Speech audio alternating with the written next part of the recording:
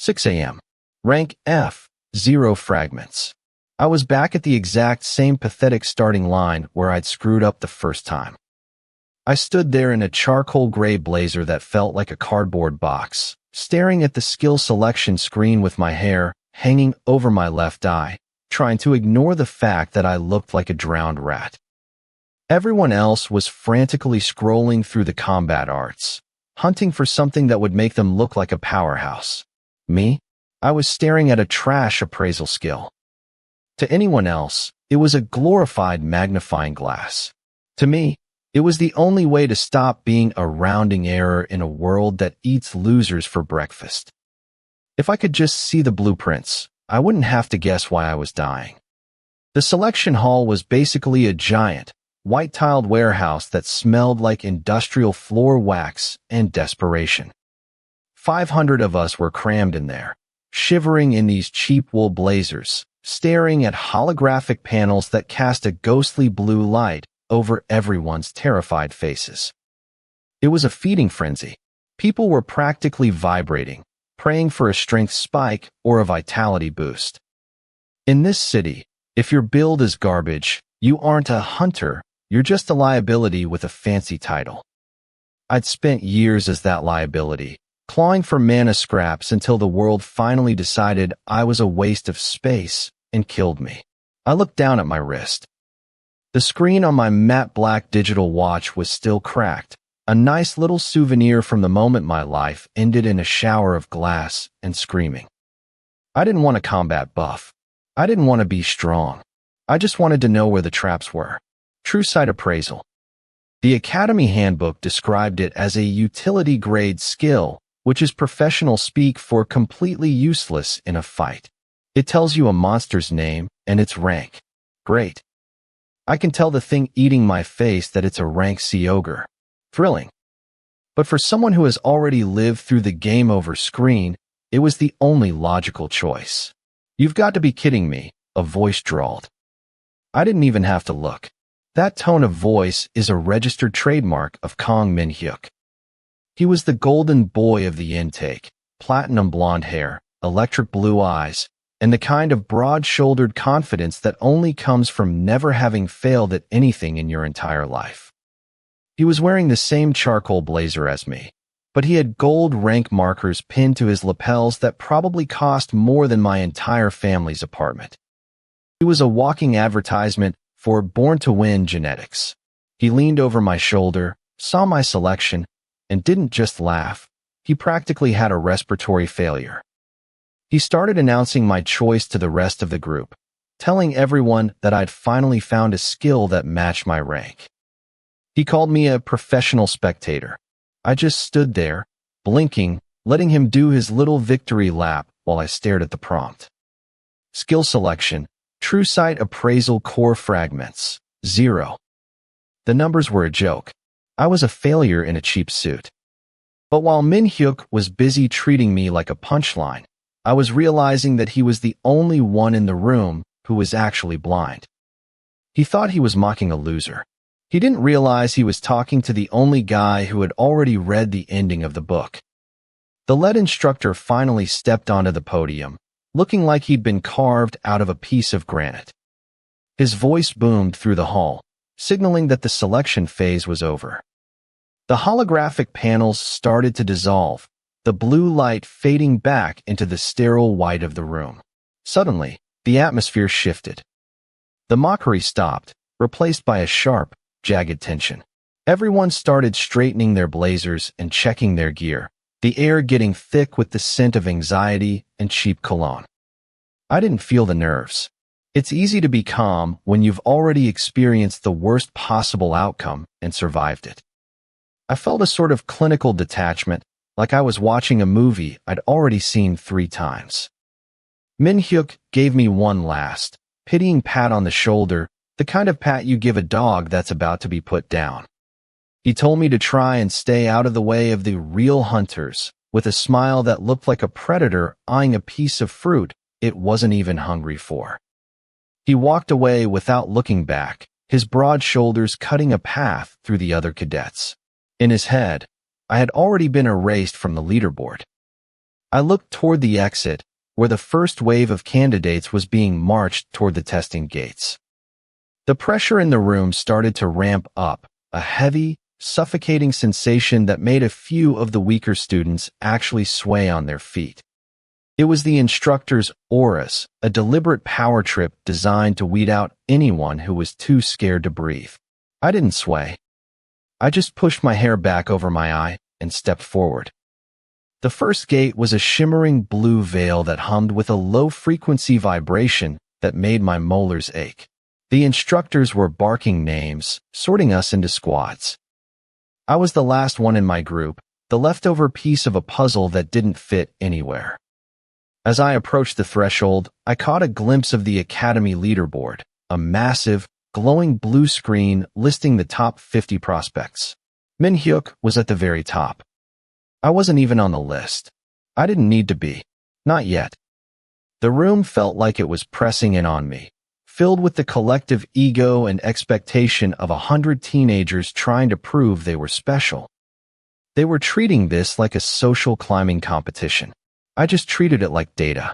Every sneer, every laugh, every dismissive glance was just another piece of information to process. I thought about the years I'd spent trying to fix my flaws through sheer, stupid effort, pushing my body until it literally broke, trying to force mana into shapes it hated. I was done fighting the system. Now, I just needed to see it for what it was. I took one last look at the panel before it vanished. I didn't need the recommended tags or the flashy marketing of high-spec buffs. I just needed the truth. The lead instructor's voice cut through the air, demanding final confirmation. The system hummed, finalizing the bonds. This was a permanent contract, written in mana. You couldn't undo this without a total system reset, which usually involves dying or something equally inconvenient. Min-hyuk actually stopped in his tracks and turned back to me. He'd heard the final chime, the sound of the selection window slamming shut. He looked at the empty space where my panel had been, and a look of genuine, horrified amusement crossed his face. He leaned in, his voice a low, cutting whisper that the people around us could definitely hear. He asked if I seriously thought a magnifying glass was going to save me from the things waiting behind those gates. He told me that in a world of swords and shields, I'd shown up with a pair of reading glasses.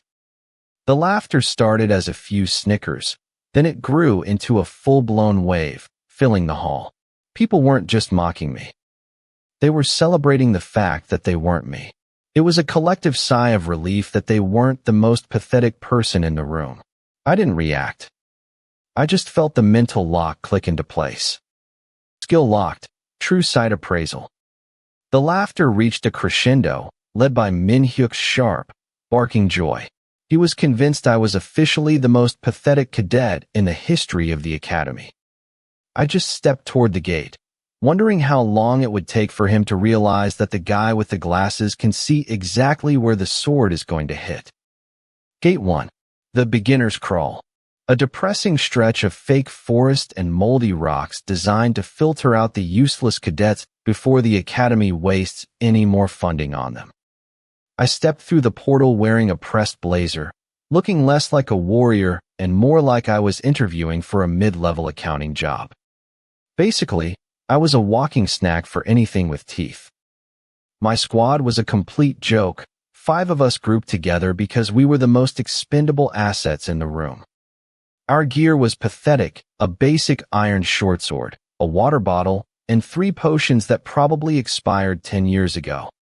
The goal was simple: clear the sector, kill 10 things, and get out without dying. The instructors were lounging on a floating platform, sounding bored out of their minds over the intercom. They told us to stick to the paths and avoid irregularities, which is just fancy talk for don't make me fill out a death report. I lagged behind, my boots sinking into gray mud. While the others were panicking, I was focusing on the only thing I actually had going for me. I didn't have a legendary bloodline or a cheat skill. I just had this annoying, bureaucratic glitch in my vision. It was like a quality control checklist for the universe.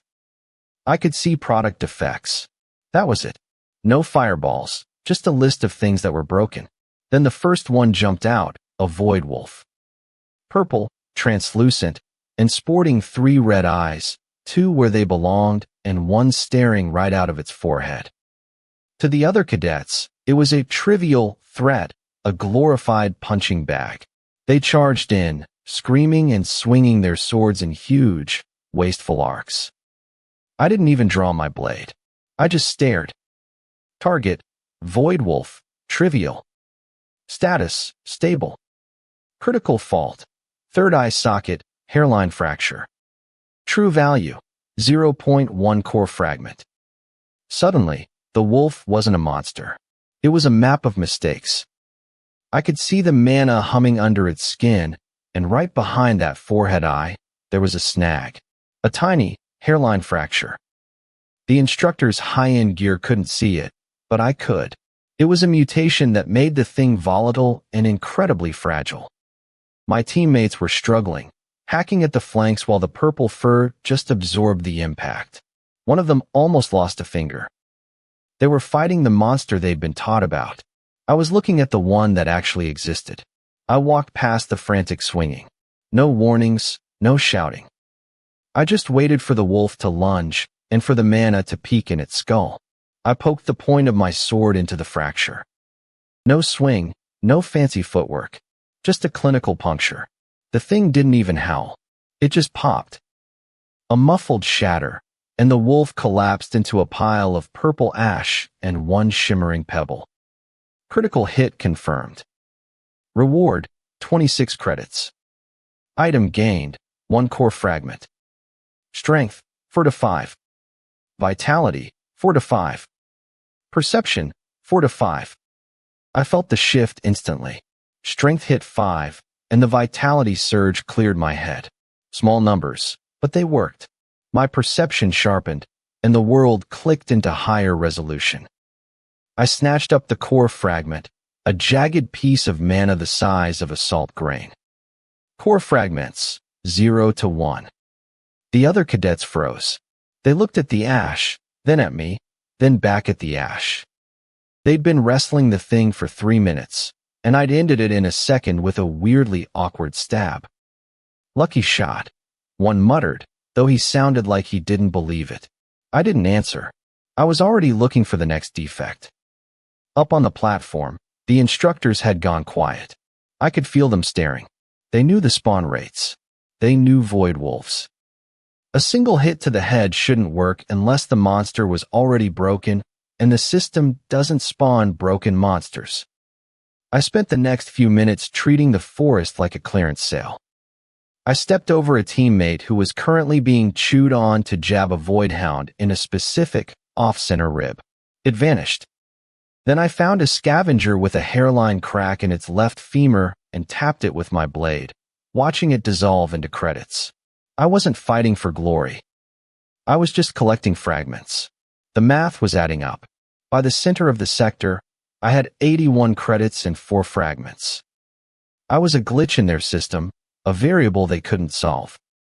I kept my face neutral and my blazer crisp, while everyone else was drenched in sweat and gasping for air.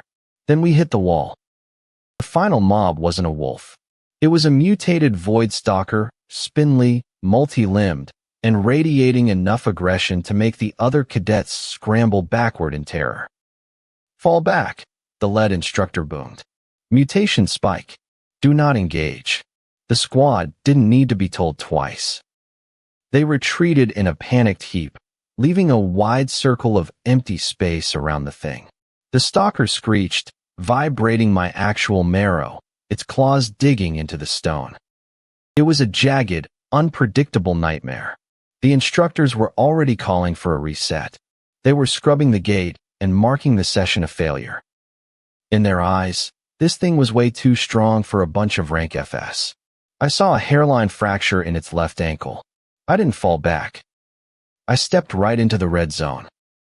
I could see the mana pulsing purple in its legs, but there was a blind spot, a tiny, brittle section of bone where the circulation failed. No flashy technique. I didn't even change my grip. I just waited for the stalker to shift its weight, waiting for the exact millisecond the pressure hit that fault line. I stepped in and drove the blade up. It was instant. The leg didn't just break. It exploded. The structural failure ripped upward, triggering a mana chain reaction that tore through its chest. It didn't even have time to scream before it folded in on itself, turning into a massive cloud of purple soot and a rain of fragments. Total silence. I stood there in the ash, my sword still humming. I didn't look at the monster. I looked up at the platform. The lead instructor was leaning over the railing, mouth open, looking like he'd just seen a ghost. I didn't stick around to watch the lead instructor have a stroke. I walked out, stripped my gear, and hit the showers. The hallway was a gauntlet of staring eyes. I'd actually done something, which in this academy is the fastest way to get bullied into a coma. The next morning, the dining hall felt like a different zip code. The gossip had shifted from magnifying glass jokes to lucky fluke theories. It was a marginally better label, but far more dangerous. People were looking at me with the kind of clinical curiosity usually reserved for a two-headed calf. I was halfway through a plate of synthetic protein that tasted like wet cardboard when the chatter died. The students parted in a synchronized wave of avoidance, and a D-rank senior stepped into my personal space. He was the kind of guy who looked like he'd been assembled from a kit of generic thug parts, though he wore a black training tunic 2 sizes too small that stretched across his chest like a sausage casing. He had a square jaw, a nose that had been reset by an amateur, and a layer of sweat coating his neck despite the industrial AC. He didn't lead with a greeting. He just slammed a gauntlet hand onto my table, nearly launching my water canteen into orbit. "The fluke," he rasped. His voice sounded like a garbage disposal full of gravel. I heard some rank F spend a whole day staring at a monster's ankle just to get one lucky hit. I hate luck. It's dishonest. I looked at the hand, then up at his face. This was a textbook power play. He was the big fish, I was the plankton, and he wanted to make sure I remembered the difference before I finished my breakfast. "I'm eating," I said. The table went dead. A few students nearby actually winced. You don't tell a D-rank to hold on while you finish your cardboard protein. The senior's face turned a lovely shade of mottled purple. He didn't yell. He just grabbed the lapel of my charcoal gray blazer and hauled me out of my seat. He didn't even need a full grip. He just yanked me toward the training courtyard with the effortless motion of a man picking up a laundry bag. "Since you love analyzing things so much," he sneered, dragging me along, "you can analyze the feeling of your ribs cracking. Consider this a corrective lesson." The courtyard was a massive circle of white sand, ringed by a crowd of students and a few instructors who looked like they were contemplating early retirement. He threw me into the center of the ring and squared his shoulders, sliding into a heavy combat stance. He didn't even bother drawing a weapon.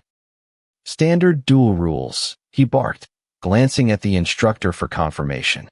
"No weapons. First one to hit the dirt loses. I'll give the freshman 10 seconds to pray." I stood there, hair falling over my left eye, and let the cheat run. Target: senior student, rank D. Status: aggressive, overconfident. Critical fault: center of gravity, lower lumbar instability. True value low. He was a tank, but a clumsy one. His raw strength was high, but his mana circulation was a train wreck. He was shoving too much power into his upper body, leaving a structural gap in his lower back, a hidden stress point where his balance was held together by nothing but stubbornness and a bad habit. I checked my resources. 5 fragments. The system prompt flickered in the corner of my eye, reminding me that I was broke. Lock-on requires 10 core fragments. I had the map, but I didn't have the currency to buy the hit. If I swung now, I might hit the spot, but the guy's sheer physical mass would probably just absorb the impact. I needed the 100% crit. I needed the lock. I stepped back, circling him slowly. I wasn't looking for an opening. I was looking for a payout. "What's the matter?" he mocked, the sand crunching under his boots as he stepped forward. Too scared to use your magnifying glass? I didn't answer. I scanned the perimeter. The courtyard was littered with the debris of previous fights, shattered dummies, and discarded mana crystals. I spotted one, a jagged, low-grade core shard embedded in the sand near the edge of the ring. It was a piece of trash too small for anyone to care about, but to me, it was a lifeline. I didn't run for it. That would be an invitation to get punched in the face. I waited for the lunge. He charged, throwing a massive, sweeping right hook designed to end the fight in one go. I didn't dodge away. Instead, I stepped into the arc, sliding my foot just inches toward the shard. As I passed it, I didn't stop to pick it up. I just brushed my palm against it, triggering the system's absorption. Fragment gained, +2 core fragments. Core fragments, 5 to 7. Still not enough. I needed 3 more. I shifted my weight, pivoting on my heel to avoid the hook by a fraction of an inch. The wind from his fist whistled past my ear like a freight train. I didn't retreat. I stepped closer, diving straight into the danger zone. I drove my shoulder into his chest, not to do damage, but to force a reaction. He grunted, his massive arms wrapping around me to execute a throw. In that split second of contact, I felt the vibration of his mana. He wasn't just strong. He was leaking. Every time he exerted himself, tiny pulses of mana bled out of his skin. I focused the appraisal on the air around us, hunting for the same wrongness I'd found in the forest. There. A stray flicker of purple energy, a residue from some botched mutation spike experiment from earlier that morning. It was a floating mote of unstable mana, no larger than a dust mite. I inhaled, pulling the mote into my own circulation. Fragment gained, +3 core fragments. Core fragments, 7 to 10. The timing was perfect. The senior had just completed his throw. He had me mid-air, his grip tightening, his face twisted in a smug grin of victory. He thought he had me. He thought the fight was over. I didn't fight the momentum. I used it, twisting my body in mid-air to face him. Lock-on activated. Cost, 10 core fragments. Target, center of gravity. Crit probability, 100%. The world didn't slow down. It just became a transaction. The crowd and the senior's idiot expression vanished, replaced by a single, glowing red dot exactly 3 inches above the senior's belt line. I spent my last 10 fragments to buy a guaranteed hit. I didn't use a fist. I used the edge of my palm, slamming every ounce of my 5 points of strength into that single, microscopic coordinate. Crack. It wasn't a loud noise. It was a sharp, dry snap. The senior's expression didn't change at first. Then, physics decided to catch up. The lock-on bypassed muscle and bone to trigger a total structural collapse of his balance. He didn't just fall. He launched. The force of the 100% crit sent a shockwave through his frame. He flew backward, his boots leaving the sand, his body rotating in a clumsy, horizontal arc. He hit the ground 10 feet away with a heavy thud, skipping once across the white sand before coming to a dead stop. Silence returned to the courtyard. I landed on my feet, my charcoal gray blazer barely out of place. I glanced at my wrist. Core fragments, 10 to 0. The senior lay in the sand, staring up at the sky. He wasn't unconscious, but he wasn't moving. He looked completely blindsided. He tried to speak, but all that came out was a pathetic, wheezing sound. I turned and looked at the holographic leaderboard floating above the plaza. For a second, the white text flickered. My name didn't appear yet, but the system was recalculating the weight of the event. A rank F had just one shot a rank D. The crowd finally reacted. The laughter was gone, replaced by a heavy, suffocating tension. I could see the instructors leaning forward, their faces no longer bored. I walked toward the exit, not glancing back at the man in the sand. I had 84 credits, 0 fragments. and a very large number of people who now wanted to kill me. As I reached the edge of the ring, the silence of the crowd felt heavier than any noise. I looked back one last time at the senior, who was still sprawled in the dirt, his body trembling as he tried to process the impossibility of his defeat. He slowly lifted his head, his eyes wide and bloodshot, his expression a shattered mask of disbelief and horror as he stared up at me, the trash who had just broken him. The duel didn't give me a crown. It gave me a migraine. For 3 days, I was the Academy's favorite ghost. Everyone whispered about me. Everyone stared at their tablets to avoid looking at me. I spent my time avoiding the cafeteria, which is basically a Hunger Games simulation for social climbers, and staring at my inventory. It was a joke. 1 iron shortsword.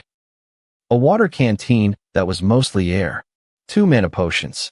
0 fragments. 0 fragments means I'm blind. No guaranteed hits. No edge. I was just a civilian in a fancy blazer until I could find something to scavenge. Next morning, I skipped the training grounds. Training is for people who think hard work actually pays off. I went to the archives instead. The library is a warehouse. Huge piles of old paper. Crystals that smell like dust. Crystals that smell like failure. I wasn't there to read. I'm not that delusional. I went because the mana density in the sector is a total disaster. If you know where to look, the corners of the old stacks are full of leaks. Stagnant puddles of energy. Leftovers from centuries of scholars who couldn't keep their circuits straight. I spent 2 hours scouring the 3rd floor. No strolling. Just hunting for that specific, jagged flicker of waste. I finally found a cluster of 3 motes. They were clinging to the underside of a mahogany table like glowing mold. Fragment gained, +1 core fragment. Core fragments, 0 to 1. It was a slow, miserable grind. Scavenging is a garbage way to make a living, but it's the only way when you're starting at 0. As I pushed deeper into the stacks, I saw her. Lee Sora. She was leaning against a shelf of ancient combat manuals. She was shaking. She wore the standard charcoal gray uniform, but her skin looked like she'd been scrubbing floors in a salt mine for a week. Her auburn hair was a static electric nightmare. Strands dancing around her head. She looked like she'd just touched a plasma ball. Her emerald eyes were wide. Frantic. She was locked onto a small mana crystal in her hand. She wasn't studying. She was leaking. I saw it before she even noticed me.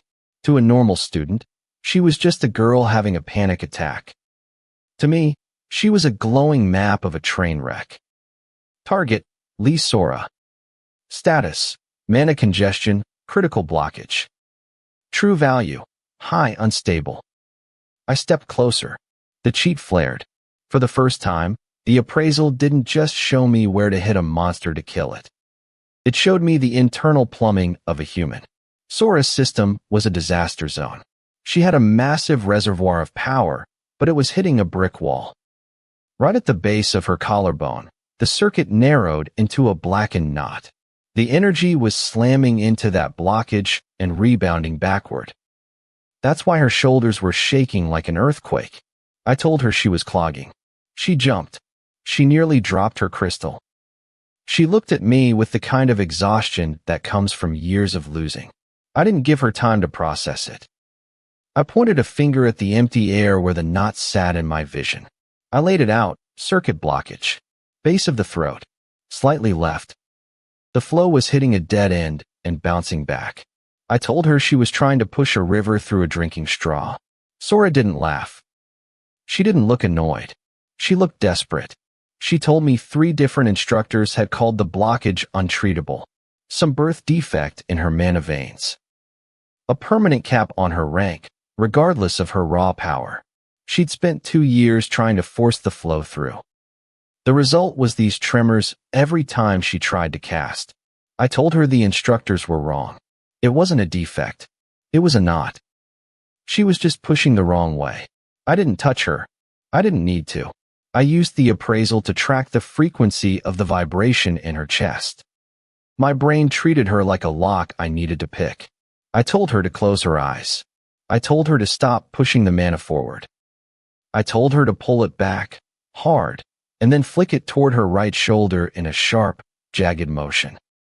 She whispered that this wasn't how the textbooks did it. I told her the textbooks were written by people who couldn't see the knot. I told her to just do it before I changed my mind. She hesitated. Then she obeyed. I watched the visualization. The massive wave of mana retreated from the blockage. It created a momentary vacuum. Then, following my direction, she snapped the energy sideways. It didn't just move. It exploded. The knot vanished in a single, violent pulse of light. The blockage that had defined her entire academic failure just ceased to exist. Condition resolved.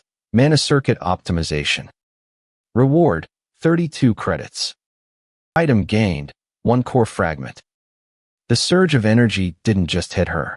It splashed back onto me. The system processed the fix as a high-value utility action. The reward hit my system like a shot of adrenaline. Level, 5 to 6. Strength, 4 to 5. Vitality, 4 to 5. Perception, 4 to 5. I felt the shift in my marrow. My strength climbed. My vitality thickened. My perception spiked. The world didn't just get clearer. It felt like someone had cranked the contrast on a screen to maximum. I could see individual dust motes dancing in the archive light. Each one was a distinct, sharp point of data. Core fragments, 1 to 2. Sora gasped. Her knees buckled. She slid down the side of the bookshelf. She wasn't shaking anymore. For the first time in years, the air around her wasn't humming with static. It was singing. She whispered that she could feel it. The mana wasn't stopping. It was actually moving. She looked at her hands. Then she looked at me. She had a level of gratitude that felt heavy and uncomfortable. I don't do gratitude. It's a currency I never learned how to spend. Debts are cleaner.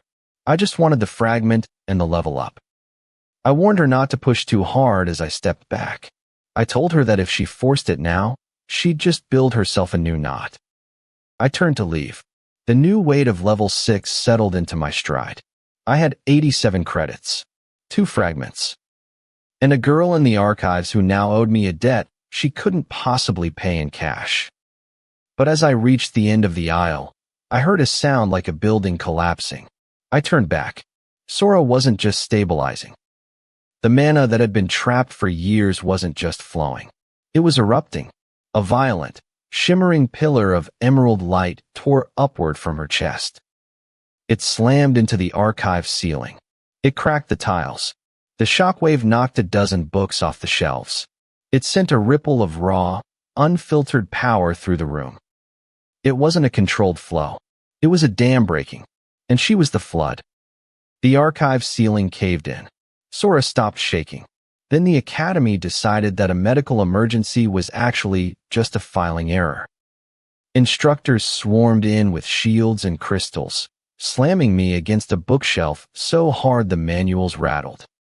Sora was alive and stable, which was the only part that mattered, but the school seemed way more pissed about the broken floor. By noon, the office gave it a fancy name, unauthorized mana discharge. Basically, they called it a crime. I called it not being dead. The head instructor called me in after lunch. He looked like a man who'd spent his entire morning explaining to rich donors why some rank F loser kept breaking things in ways that actually worked. Min-hyuk was already there, looking like my presence was actively lowering the room's property value. He just stood by the table, tapping a gold ring against the glass and judging me with his entire face. The instructor didn't waste time. The next practical was moved up, a certified F-rank gate called the Hive. Goal: kill the Queen Core and bring back the proof. Because I'd shown utility during the archive disaster, I was the squad lead. Min-hyuk let out a sharp, short laugh. His ego was basically filing a formal protest. I ignored him and checked the tablet. Mud tunnels and resin walls. In my first life, the Hive was a joke. Cadets would clear the surface, miss the secret room, and walk away with a mediocre grade. This time, I actually needed the certification. The instructor slid the gear over, cheap iron swords and budget potions. Typical academy budget cuts. He mentioned that rank E required a full clear and that Min-hyuk would take over as combat lead if I messed up. Min-hyuk loved that part. I just signed the tablet. When the gate opened at the West Hall, half the freshman class was watching. Half were jealous that an F rank was getting a break, and the other half were looking at me like a stock they wanted to buy before the price jumped. Sora was in the back, pale but standing. She wasn't looking at me like a fan anymore. It was trust. Which meant I actually had to be useful on purpose now. Great. We stepped into the hive. It was narrow, damp, and smelled like a sulfur pit. Yellow-brown resin coated the walls, and the floor tried to eat my boots. Then came the chittering, like someone shaking a bucket of silverware. The first wave of insect workers rushed us. They were low-level trash, but enough of them could turn a school blazer into a rag. Min-hyuk jumped in first, his sword cutting a clean, bright arc through the lead bug. He was annoyingly fast. Even a brat has talent if he's rich enough. The rest of the squad relaxed. Huge mistake. I felt the pressure in the resin shift. The tunnel behind the bugs pulsed. These things weren't trying to kill us. They were just blocking the wrong path. I told the squad to stop burning stamina and let Min-hyuk hold the center. He snapped that he didn't take orders from a utility slot, and a worker immediately dropped from the ceiling, nearly slicing his shoulder open. I stepped in and jammed my blade into the shell seam at its neck. The thing dissolved into purple pixels. Min-hyuk stopped talking. Perfect. We pushed deeper. I ignored the obvious paths and tracked the fresh slime marks in the resin. The map pointed toward a main chamber, but my appraisal showed stress lines curving away toward a dead wall on the right. The main chamber was a trap. I told the squad to ignore it. Min-hyuk tried to argue. He just wanted to run forward and hit things, so I pointed to the goo by his boot. A thin line of secretion was being sucked sideways by a draft from a hidden space. He looked. His smirk twitched. The recording crystal above us rotated, broadcasting the whole thing to the instructors. Good. Let them watch the part where the trash skill saves them a cleaning fee. We hit the fake wall after another messy fight. The squad was sweating, blazers torn and hands shaking. Min-hyuk had a shallow cut on his arm and was pretending it didn't hurt. I noticed. Blood in a gate is basically an invitation for everything to eat you. To everyone else, the wall was solid resin. To me, it looked like a bad patch job. I didn't bother with lock-on. I just wedged the sword into a hardened knot at the bottom and leaned my weight into it. The wall folded in with a wet crack, letting out a wave of rotting air. The hidden room was a nightmare of egg sacs and frantic bugs. At the end sat the queen, a bloated ruin of chitin and milky eyes. A pulsing core was shoved under her throat. Min-hyuk whispered that the instructors said the queen's room was shallow. I told him the instructors were welcome to come down here and tell her that. The queen shrieked and the workers charged. I saw the disaster unfolding. The shields were too slow, Min-hyuk was charging blindly, and the casters were standing right next to the eggs. I screamed for the shields to plug the entrance and told the casters to get their asses away from the eggs before they hatched. I took the right wall, where the resin supports were thin. Target, Hive Queen. Status, guarding core chamber. True value, contract clear condition. The throat core was a fake, just a mana gland to bait attacks. The real core was buried under her stomach. Min-hyuk lunged for the throat. I yanked his sleeve back, just as a worker's hook sliced the air where his ribs had been. Then the fake gland spat acid, hissing inches from his boots. He looked at the acid, then at me. I pointed to the resin under the queen and told him to push her left. He didn't argue this time. Min-hyuk hit the queen with everything he had, forcing her to shift. I used the opening, sliding under a hooked limb and driving my blade into the resin pocket beneath her. I twisted until the hidden core snapped. The queen froze. The fake gland collapsed. The whole room dissolved into purple pixels. The hive cleared. Certification result, rank E breakthrough. Hunter rank, F to E. Level, 6 to 8. Strength, 5 to 7 vitality, 5 to 7 perception, 5 to 7. Reward, 35 credits, total, 90. Core fragment gained, 1, total, 4. The gate spat us back into the yard. The blue certification screen hovered over us. Rank E. The whispers started immediately, rich kids being jealous, experienced students getting worried, and the rest just calculating how to use me. Sora lowered her tablet slowly. The lead instructor stared at the panel like it had personally betrayed him. Min-hyuk didn't look at the crowd.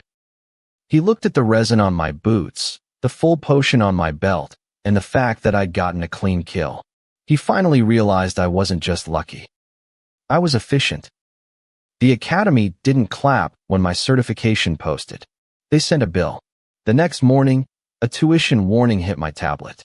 No fluff. No grace period. Just pay up or get out. It was a laundry list of administrative fees, equipment assessments, and unauthorized archive damage reviews. Basically, a professional way of telling me I was bankrupt. I checked my balance over breakfast. 87 credits, 2 core fragments, 1 iron shortsword with a nicked tip, 1 canteen, and 2 mana potions. My entire future fit in a locker that smelled like boot leather and industrial bleach. By lunch, the bursar's office flagged my account. Expulsion meant a blacklist. No guild license. No contracts. No cores. Just a very high probability of being eaten by a gate monster while unemployed. The paperwork used soft language, but the result was a one-way ticket to poverty. Naturally, I went shopping where the academy specifically told students not to shop. The legal market under the East Plaza was all bright signs and clerks with commission-hungry smiles. I ignored it. A legal academy blade cost more than my annual rent and came with a 30-minute lecture on responsible use. I needed something cheap, effective, and unlikely to trigger a disciplinary hearing before dinner.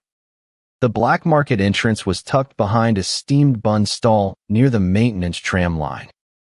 It required 3 alleys past the laundry vents, 1 staircase down, 2 turns through service tunnels, and a steel door painted the exact shade of "Don't Look at Me" gray. It was a practical route with low camera coverage and a smell that suggested the plumbing had given up in the 90s. It was the kind of place where you could buy illegal sharpening oil and a side of food poisoning in the same transaction. A guard with a flat nose and a split lip watched the door. He took one look at my academy blazer and decided I was either a moron or a payday. He asked what I wanted. I told him I had cores to appraise and gear to trade. He started laughing, which stopped abruptly when I showed him the small, cracked shard I'd scavenged from the hive's residue pile, the one the instructors let me keep because it looked like literal garbage. Useful. Inside, the market was a claustrophobic basement of folding tables and people pretending they weren't staring at each other's throats. The ceiling was low enough that the taller hunters had to duck under leaking pipes, and the fans just pushed the stale heat around in a circle. The whole place smelled like sweat, old metal, damp concrete, and desperation. I walked slowly, mostly because my boots kept sticking to the floor. Weapons sat under scratched glass, and cores were displayed in lead-lined trays. Potion bottles stood in rows with handwritten labels promising stamina and focus, though they probably just promised organ failure. One dealer tried to sell me a rare flame talisman that my true sight marked as a cracked hand warmer with some decorative red paint. Hard pass. The contact waited at the far table. He didn't have a name. Men like him only have names on police reports. He had pitted cheeks, nicotine-stained teeth, and knuckles that looked like they'd been used to hammer nails. His coat had too many pockets, and none of them were empty. He eyed my blazer, my boots, and then the shard in my hand. He told me academy kids usually came here to sell stolen potions, or buy fake courage. I told him fake courage had a terrible resale value. He gave me a smile that didn't reach his eyes and opened a velvet tray. Most of the cores inside were junk, dull, overused husks scraped hollow by greedy handlers. Official shops rejected them based on weight and resonance. The black market sold them to desperate people and called it opportunity. Then I saw the black core. It was ugly, thumb-sized, clouded, and uneven. The seller had marked it as defective training scrap. The price tag was 12 credits, which was cheaper than a week of cafeteria meals, a damning indictment of the cafeteria. True Sight appraisal flickered over it. Item, damaged monster core. Outer value, trash. True value, S-tier mana density.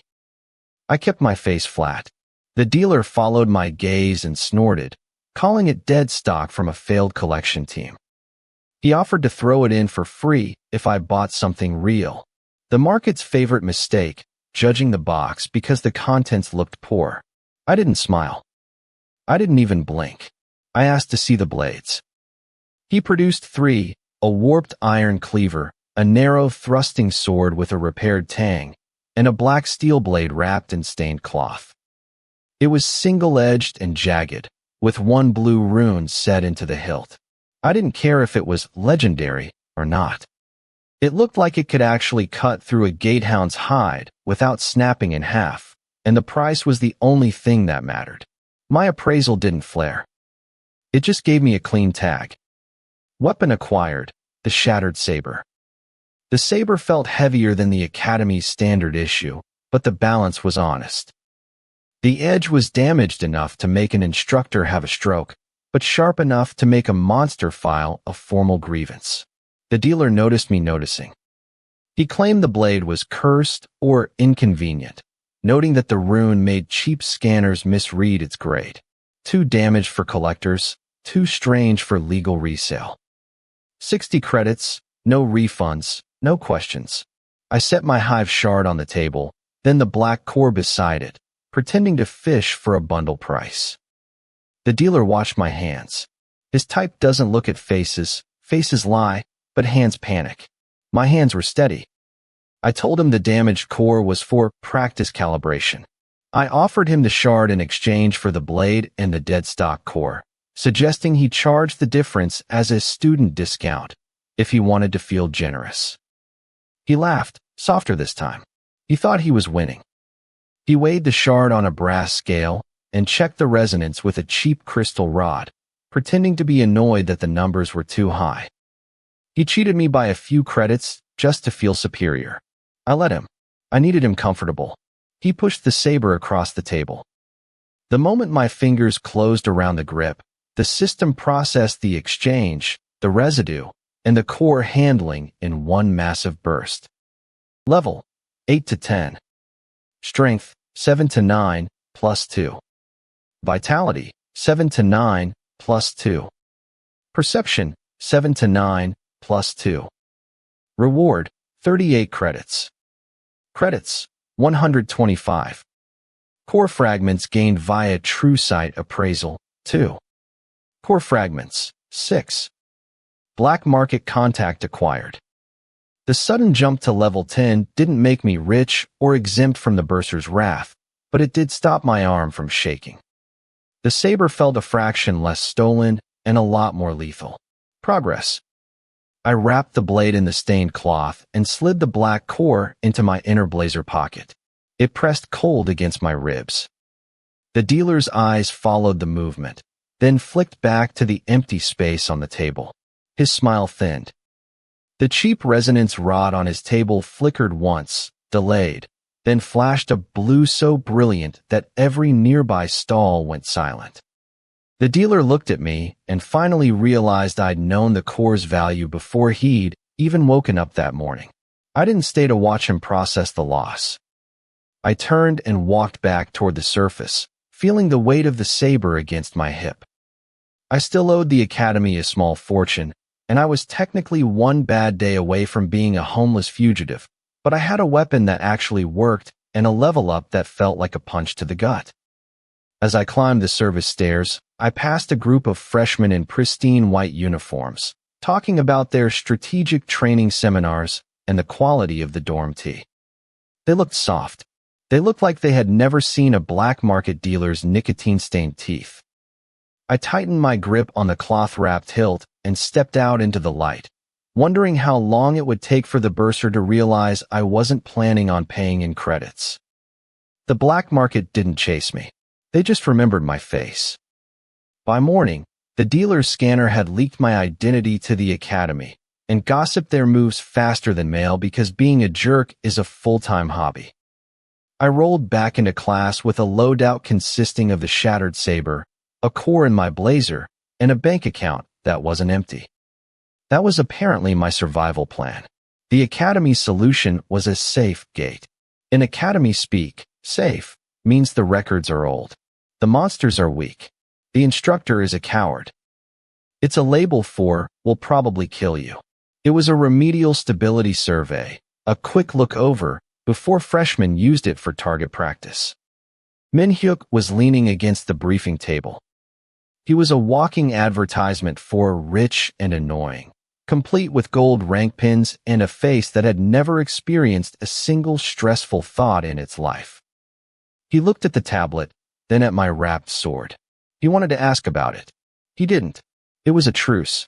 A thin, fragile truce. The instructor paired us anyway. Officially, Min-hyuk was my combat insurance. Unofficially, the administration wanted a witness they actually trusted to make sure I wasn't cheating. Sora hovered by the door with archived notes. She'd volunteered to help me cross-check the gate records after her own training. It wasn't romance. It was just unpaid labor with eye contact. Still expensive. She tried to warn the instructor that the survey file was a mess. He brushed her off as archive corruption and told her to get back to her drills. Great. Now she spends her free time worrying about my paperwork. The gate mouth was a standard blue shimmer in the lower yard. No crowds. Safe work doesn't sell tickets. A few cadets watched from the sidelines, hoping I'd fail in a small, embarrassing way. One joked that I'd upgraded from a trash skill to a trash blade. I looked at his regulation sword, which was still spotless because he'd never actually used it. Pass. The second I stepped inside, the place looked wrong. It was a shallow mining pocket, old stone, timber frames, and academy stabilizer stakes. The air was warm, stale, and felt like chewing on a rag. Min-hyuk drew his sword. I unwrapped the saber. The black steel didn't shine. It just absorbed the light. Jagged edge, one blue rune, and a grip worn smooth by people who probably owed a lot of money. A trivial class stone grub popped out of the wall, a pale, segmented drill with teeth. Min-hyuk sliced it in half before it reached the middle of the hall. Purple pixels sprayed his boots, and he gave me a look that said, "See? This is how actual swords work." Very educational. The tablet told us to check 2 stabilizers, confirm there wasn't a nest, and leave. It was a job so simple the academy probably priced it below the cost of a sandwich. Then true sight appraisal hit the timber frames. Thin red lines appeared over the beams. The stabilizer stakes were pumping mana, but the flow was stuttering. Bad anchors. Old repairs. There was a massive amount of weight shifting above us in a pocket that had been cleared but never sealed. Structural analysis activated. Gate stability, failing. Collapse timer detected. Great. Now I could see exactly how many seconds I had before I became a pancake. I stopped dead. Min-hyuk took 2 more steps before he realized I'd quit. He looked back, annoyed, until the tunnel gave a low, wooden groan. Then he shut up. Useful. I scanned the area. The red collapse pattern was overlaid across the stone. The kill zone was sitting right where Min-hyuk was, wide, open, and exactly where a confident lead would stand. I told him to move back. He asked if I saw a monster. I told him I saw the bill for standing there. He didn't like the answer, but he moved his boots. A little. Then the grubs arrived in a wave. They burst from the walls, pale, twisting bodies. They aren't a threat one-on-one, but they're a nightmare in a tunnel that is currently preparing to bury you. Min-hyuk reacted first, all clean cuts and professional footwork. He was good enough to make bad decisions look like a choreographed dance. I worked beside him. The shattered saber bit into the first grub with a rough crack. Not elegant, but it worked. The jagged edge tore through the shell. Purple pixels hit my sleeve, and the blue rune flickered. The timer pulsed. I didn't tell him the countdown. If I gave Min-hyuk a number, he'd spend 10 minutes arguing with it. I grabbed the back of his blazer and yanked. He nearly elbowed me in the face, until a timber beam snapped exactly where his head had been, showering his hair in stone chips. His expression changed. Finally. We ran, and we ran it the ugly way. I didn't care about form. I just wanted to stop being in a place that was actively trying to delete us. This was the Academy's idea of beginner content. I kept the saber low and followed the red lines. The official route wanted us to go left. The building wanted us dead. I chose the right. A fallen support blocked the way. I jammed the shattered saber into a split in the wood, put my weight behind it, and twisted. The beam shifted. Min-hyuk shoved through first, because apparently having broad shoulders is the only practical thing about him. I followed, ripping my sleeve on a piece of stone. Behind us, the corridor collapsed with a massive crash. Naturally, that's when the reward hit. Level, 10 to 11. Strength, 9 to 10, plus 1. Vitality, 9 to 10, plus 1. Perception, 9 to 10, plus 1. Reward, 41 credits. Credits, 201. Core fragment gained, 1. Core fragments, 8. Level 11. A few stat bumps and some pocket change. The extra strength hit my legs while I was still sprinting. Terrible timing, but I'll take payment in any currency. My lungs were burning, and I had a mouthful of stone dust. Min-hyuk looked back once. This time, he wasn't checking if I was keeping up. He was checking the ceiling to see where I was looking. Progress. We hit the last bend. The blue light of the portal was visible through the dust. The monitoring crystal near the frame was flickering, half buried in a crack. The staff outside were probably seeing a fragmented mess, just enough for them to deny any responsibility. Behind us, the survey corridor folded in on itself. A wave of dust chased us out. The floor jumped so hard I slammed my knee into the wall.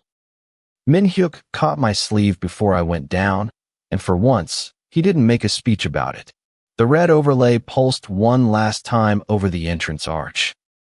I looked up, and the ceiling cracked exactly where the system said it would.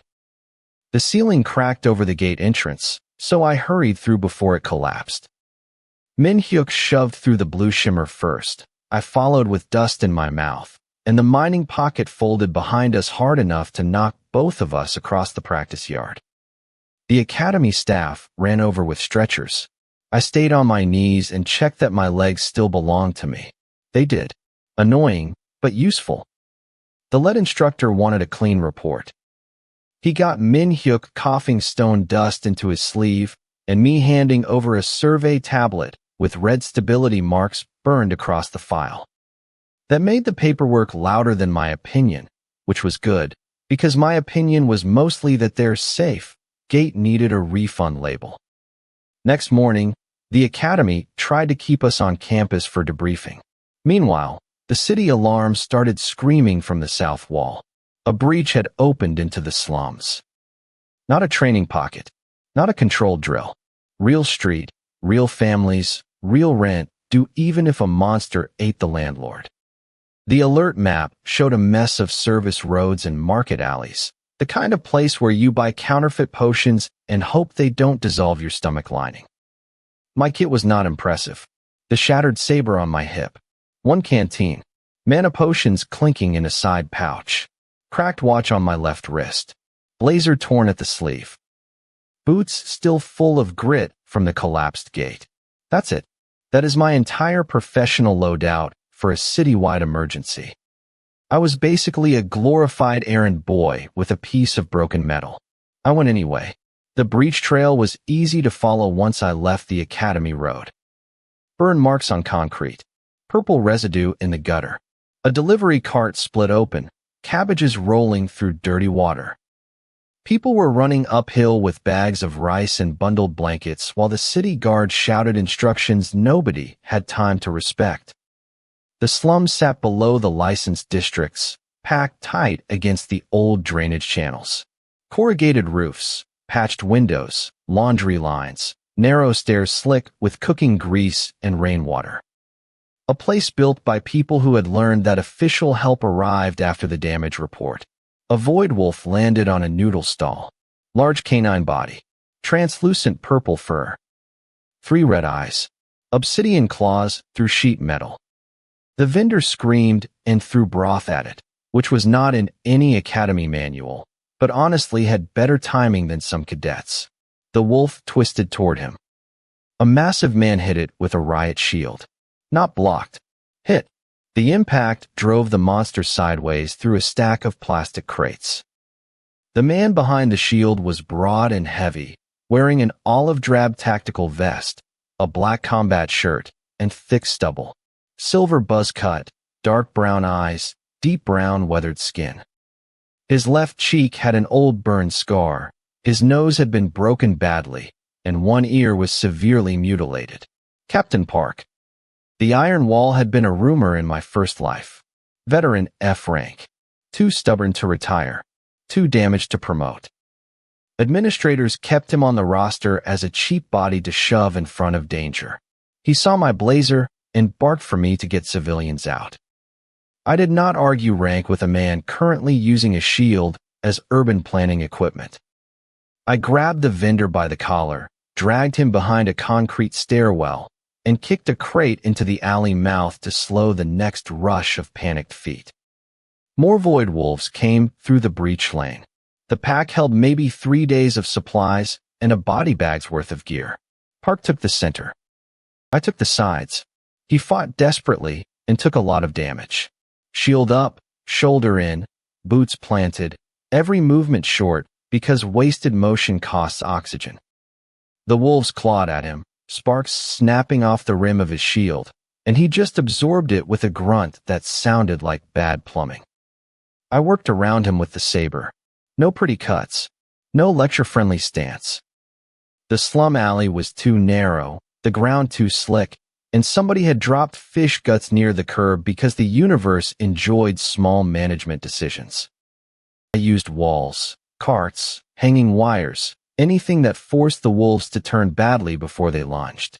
True sight appraisal opened in flashes as they moved. I did not spend lock-on. I did not have the core fragments to waste, and the cooldown would leave me looking very educational on a death certificate. Instead, I used what the skill gave for free. Shoulder joint under the translucent fur. Rear leg slipping where claws scraped wet concrete. Third eye blinking slower after shield impact. The first wolf lunged over a fallen scooter. I stepped inside, let its claws rip through my already ruined sleeve, and drove the shattered saber under its jaw. The jagged edge caught, dragged, and tore. Purple pixels burst over my shirt. Park glanced at the dissolving monster, then at my sword. He did not compliment me. Good man. A second wolf went for a child trapped under a fruit cart. Park slammed his shield down, caught its claws on the rim, and shoved it back with raw strength that should not have belonged to a veteran stuck at F rank. His knee buckled for half a breath. Old injury. Bad one. He adjusted before most people would have noticed. I noticed. The child crawled free. I hooked the fruit cart with my foot and yanked it sideways to open the route. A woman pulled the child into a doorway and slammed it shut hard enough to crack the frame. Practical parenting. The breach pulsed at the end of the lane, a dirty tear between 2 apartment blocks. Not stable. Not large. Enough to keep bleeding monsters if nobody cut the flow. Park ordered the local guard to hold evacuation lines. They hesitated until he looked at them. Then they moved. Authority was nice when it came with shoulders. We pushed toward the breach. Step by step. Shield, saber, shove, cut. Park took hits meant for people who could not afford armor. I cut the wolves when they overcommit. The shattered saber's blue rune flickered every time the cracked edge bit through monster matter, not bright, just awake enough to remind me the blade had opinions. One wolf got around Park and hit me from the left. My ribs took the first impact. My back hit a shuttered shop front. Metal bent. Air left my lungs in one stupid sound. The wolf's center I fixed on my throat, and my hand was already too low. Park's shield came over my shoulder and smashed its skull into the wall. The monster dissolved across both of us. He told me to breathe later. Fair. The system chose the middle of a street fight to pay me again. A notification pinged in my vision, announcing I'd hit level 13. My strength, vitality, and perception all ticked up by 2 points each. I didn't get a ledger. I got a sudden, violent surge of pressure in my muscles that felt like my skin was 2 sizes too small. Along with the growth spurt, 44 credits slapped into my account, bringing me to 245, and True Sight Appraisal gained a core fragment, hitting a total of 9. The strength spike hit hard. My grip tightened around the saber until the worn leather creaked. My legs stopped wobbling. The next wolf came low, and this time I met it instead of giving ground. Saber down, shoulder turned. Edge through the front leg, then across the throat before it could recover. Purple pixels washed over my boots. Park stared for half a second too long. Then the last wolf came through the breach, already injured, limping, 3 red eyes rolling in different directions. Park should have let me take it. He did not. He stepped forward, shield raised, and for one ugly second his body forgot the order. His shoulder locked. His breathing hitched. His face went blank in a way I recognized from hospital wards and failed raids. Trauma with muscle memory. I cut the wolf before it reached him. The breach shrank after that, sealing with a wet snap that made every civilian nearby flinch. The street went quiet except for crying, dripping broth, and the city guard pretending they had controlled the situation. Park sat on an overturned crate and pressed 2 fingers under his ribs. Blood soaked through his black combat shirt beneath the vest. Not fatal yet. Expensive soon. True Sight Appraisal flickered over him before I could stop it. His mana circuits were wrong. His circuits weren't weak. They were scarred and rebuilt, forced through channels never meant to carry that much pressure and left to degrade when the process failed. F rank on paper, but the damage pattern was not natural training wear. Someone had pushed him higher once, then buried the invoice in his body. Park saw my face change. He laughed once, dry and mean, and asked if my trash skill had finally noticed the stitching. I said nothing, because sometimes silence gets better answers than manners. He wiped blood from his mouth and told me S ranks were crafted, not born. Park's line stayed in my head for one night. Then the academy handed me the contract paperwork. Turns out trauma doesn't stop the billing cycle. By morning, my blazer was a mess of bad stitching, my ribs screamed every time I inhaled, and the certification office was demanding proof that my recent results weren't just a clerical error. Fine. They slid 3 contract tablets across the desk before lunch. High difficulty cadet work. The kind of meat grinder jobs usually reserved for leaderboard pets. Donor children. Trust fund brats with lawyers on speed dial for when the gate ate them. I took all 3 because my bank account was screaming. The clerk looked at my F-rank file, then at the tablets, then at me. Patchy beard, red nose, sweat dark collar. He asked if I had misunderstood the assignment. I told him the handwriting was clear. Contract 1, resin storage sweep. Old hive residue, no live queen. Contract 2, a flooded maintenance pocket with shell-backed crawlers nesting under collapsed walkways. Contract 3, a kennel gate with void wolf strays. None of them were dramatic enough for a speech. All of them paid if you cleared them fast. The leaderboard crowd laughed when I entered the first gate. They stopped laughing when I came out before the inspection team had even finished arguing over which camera angles looked best for the recording. True Sight Appraisal didn't make me stronger for free. It just made wasted effort look expensive.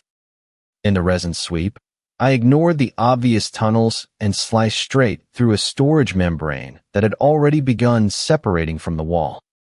The insects came single file after that, angry, sticky, and stupid.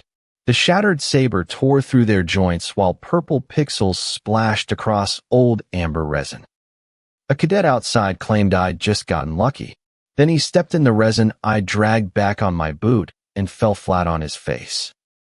The impact made the contract clerk spill tea all over his own tablet. Good. The second contract smelled like drain water and rusted brackets.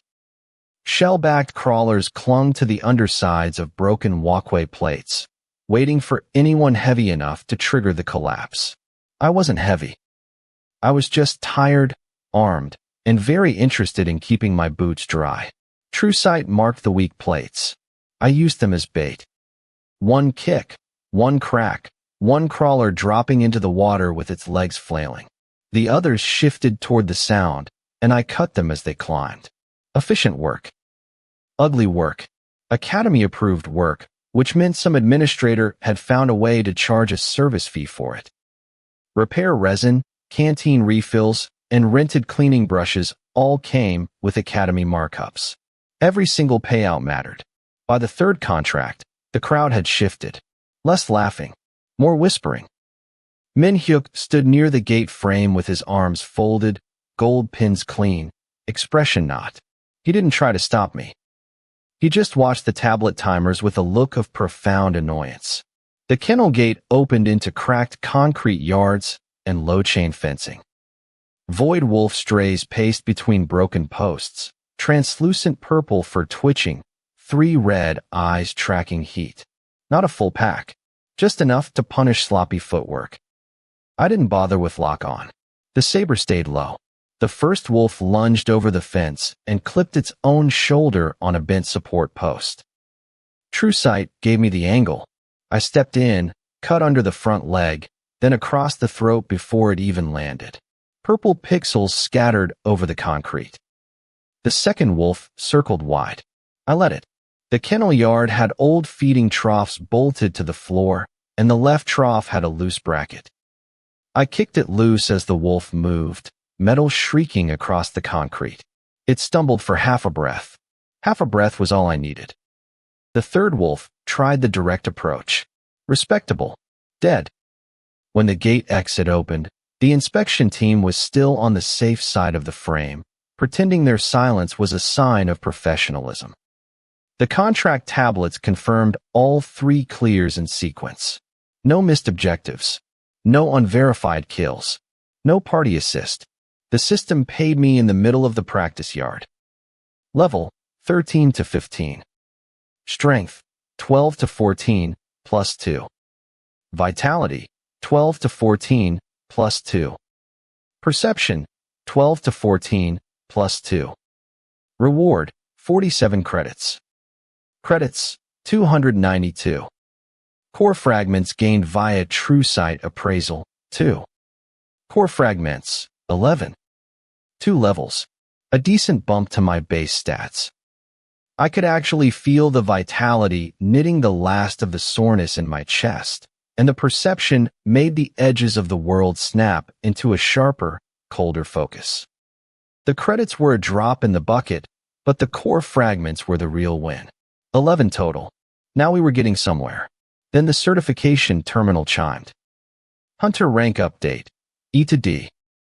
Leaderboard status. Top 10 contender. The certification tracked the average difficulty of the contracts I'd cleared. E to D. That, and a sudden, violent promotion to the top 10. The practice yard didn't explode. No music. No gold ring. Just a blue holographic leaderboard in the campus plaza flickering hard enough that half the cadets looked up at once. Names shifted. White text rearranged itself. My name appeared where it had never been allowed to exist. Doin Han. Rank D. Top 10 contender. Min-hyuk looked at the board, then at me. His mouth opened slightly, closed, then stayed closed. Personal growth. Very moving. The lead instructor arrived fast enough to prove the academy could move quickly when embarrassment had witnesses. He demanded the tablets. He checked the stamps. He checked the gate logs. He checked the timestamps without saying the numbers out loud, which was considerate because the crowd was already doing the math badly. One girl whispered that appraisal skills weren't supposed to clear contracts. A boy behind her suggested the gate monsters had been weakened. The clerk with the tea stain pointed out that the kennel gate had been full strength. Nobody thanked him for that. I wiped purple residue off the saber with a rented cloth I planned to return stained, because Academy service fees deserved consequences. My arms ached. My ribs felt stable. Perception made the whole yard too clear.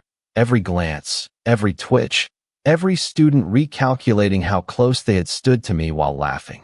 The leaderboard flickered again. Not because I moved higher, but because the Academy system was struggling to reconcile a trash utility skill, a D-rank jump, and 3 clean clears by a cadet most of them had filed under harmless. The crowd stepped back. Not much, but enough. I walked toward the classroom with the saber at my hip and 292 credits in my account. My boots left wet prints from the flooded gate. My blazer still smelled like resin, wolf residue, and cheap repair thread. I looked like someone had dragged a scholarship student through municipal plumbing and handed him a promotion. Accurate. Inside the training hall, the afternoon class was already seated. Same charcoal gray blazers. Same polished desks. Same students who had laughed when I chose the trash skill. The lead instructor's lecture panel hung blank at the front of the room, waiting for attendance. I opened the door. The entire class went silent. The class went silent, and the Academy decided that was a billable offense. Attendance updated, service fees spiked, and the instructor spent 20 minutes pretending my name on the board was a typo instead of just a huge public disaster. By evening, Sora found me behind the archives. She had ink on her fingers and looked like she'd spent the day copying gate surveys instead of actually reading the manual in her hand. She looked at my stitched sleeve, the shattered saber, and the contract stamps on my tablet. She didn't ask if I was tired. My face was doing the talking for me. She told me about a sealed pocket listed as inactive. A dead gate. No monsters, no loot, and 0 instructor patrols because inactive gates don't pay overtime. It was behind 3 locks, 2 seals, and a maintenance route that took 16 minutes to walk, unless you climbed a laundry vent behind the alchemy lab, which took 11. We took the vent.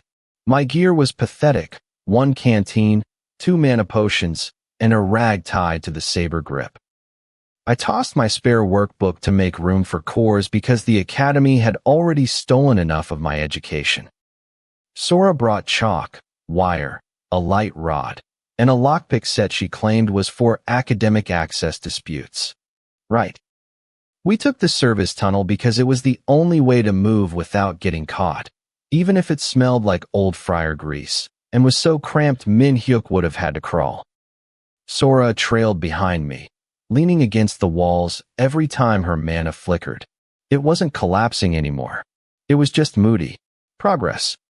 At the first seal, True Sight showed the locking bracket was basically cheap tin and a lot of Academy ego. I jammed the saber in and twisted. It popped with a sound that made us both jump. No alarm. Great. Sora handled the second seal. She drew 3 chalk marks, took a breath, and pushed a thin pulse through the lock. A month ago, she would have had a seizure. Now she just bit her lip and glared at the door. The third seal was a keypad, so I used a stolen maintenance tablet. High-level infiltration, sponsored by the janitors. The dead gate was in a sub-basement under the west wing, just a clouded oval of black glass in a concrete frame. The warning labels were peeling. Inactive. Unstable. Report anomalies to staff. Nobody reports anomalies when there's no paycheck attached. Sora whispered that this was illegal. I told her it was unpaid research. She didn't laugh. Sensible woman. The gate sucked us in with a cold pull. Inside was a stripped training pocket, flat stone, resin ribs, and dead growths.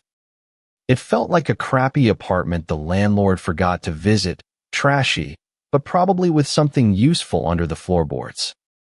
Sora dropped markers every 10 steps while I tried to keep time on a watch with a cracked screen. We found the first core shard under a collapsed shelf. To anyone else, it was a piece of cloudy garbage. TrueSight disagreed. The skill unlocked a new branch, resource optimization. Effect, 2 times drop. 1 shard became 2. Actual fragments clinked onto the stone. Sora stared until her eyes went dry and asked what else my trash skill had been hiding. I told her enough to make the handbook look like a joke. She didn't scream or worship me. She just recalculated how far away she needed to stand from me once the academy started asking questions. We pushed deeper. First chamber, cracked shards. Second chamber, dead husks. In the third, Sora actually earned her keep, holding a resin door open with her mana while I slid under it, my bag scraping the floor. Beyond that was a dry basin of broken core dust. I ignored my ribs and started sorting. TrueSight marked the good pieces with thin lines. Sora passed me empty vials, and I filled them up. Carry weight became a math problem. 1 vial was fine. 5 made the bag heavy. 7 meant anything else we found had to be better than what I already had, because greed is only a good idea until you're too slow to run away. Then the gate started ticking. Not a roar, just resin settling in the walls. Sora looked panicked, but she held the line until I crawled back through, my bag now heavier than my common sense. Then the first husk moved. A half-dissolved worker insect, powered by a leftover grudge. Trivial class garbage, but sharp enough to cut. Sora stepped back too fast and smacked into the wall. I cut the first leg. TrueSight showed no clean core, just residue in the joints. Annoying. I drove the saber through the center and twisted until it burst into purple pixels. 2 more crawled out of the basin. I didn't waste lock-on. I kicked a pile of dust under the first one to make it slip, then split its head. The second one scratched my boot before Sora snapped a chalk line across its path, freezing it for 1 breath. 1 breath was all I needed. The saber came down. The system paid late, sticking to the usual bureaucracy of hidden gates. Level, 15 to 17. Strength, 14 to 16. Vitality, 14 to 16. Perception, 14 to 16. Reward, 50 credits. Total, 342.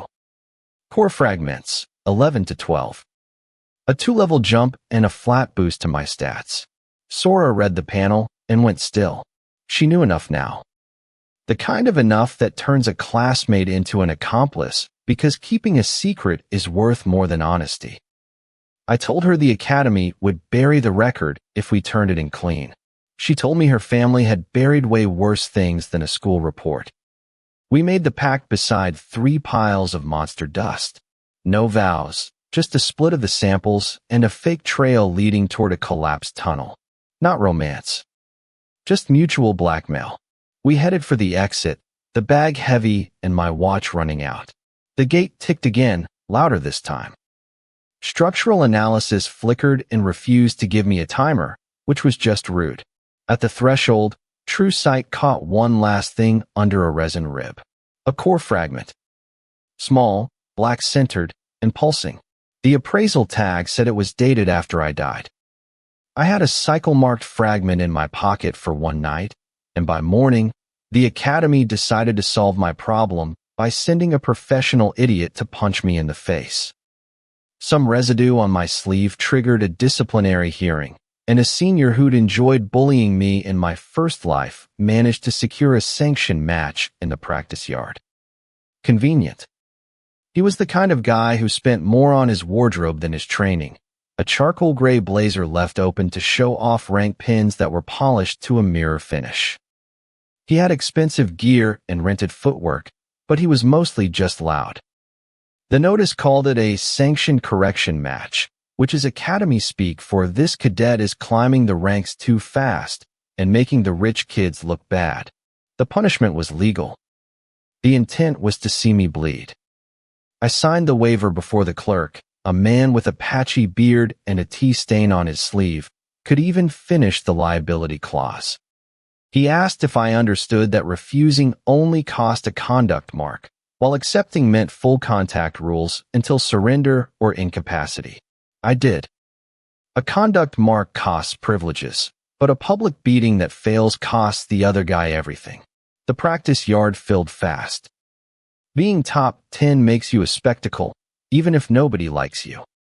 Cadets crowded the railings, some hoping for a lesson in humility, and others just wanting free violence before lunch.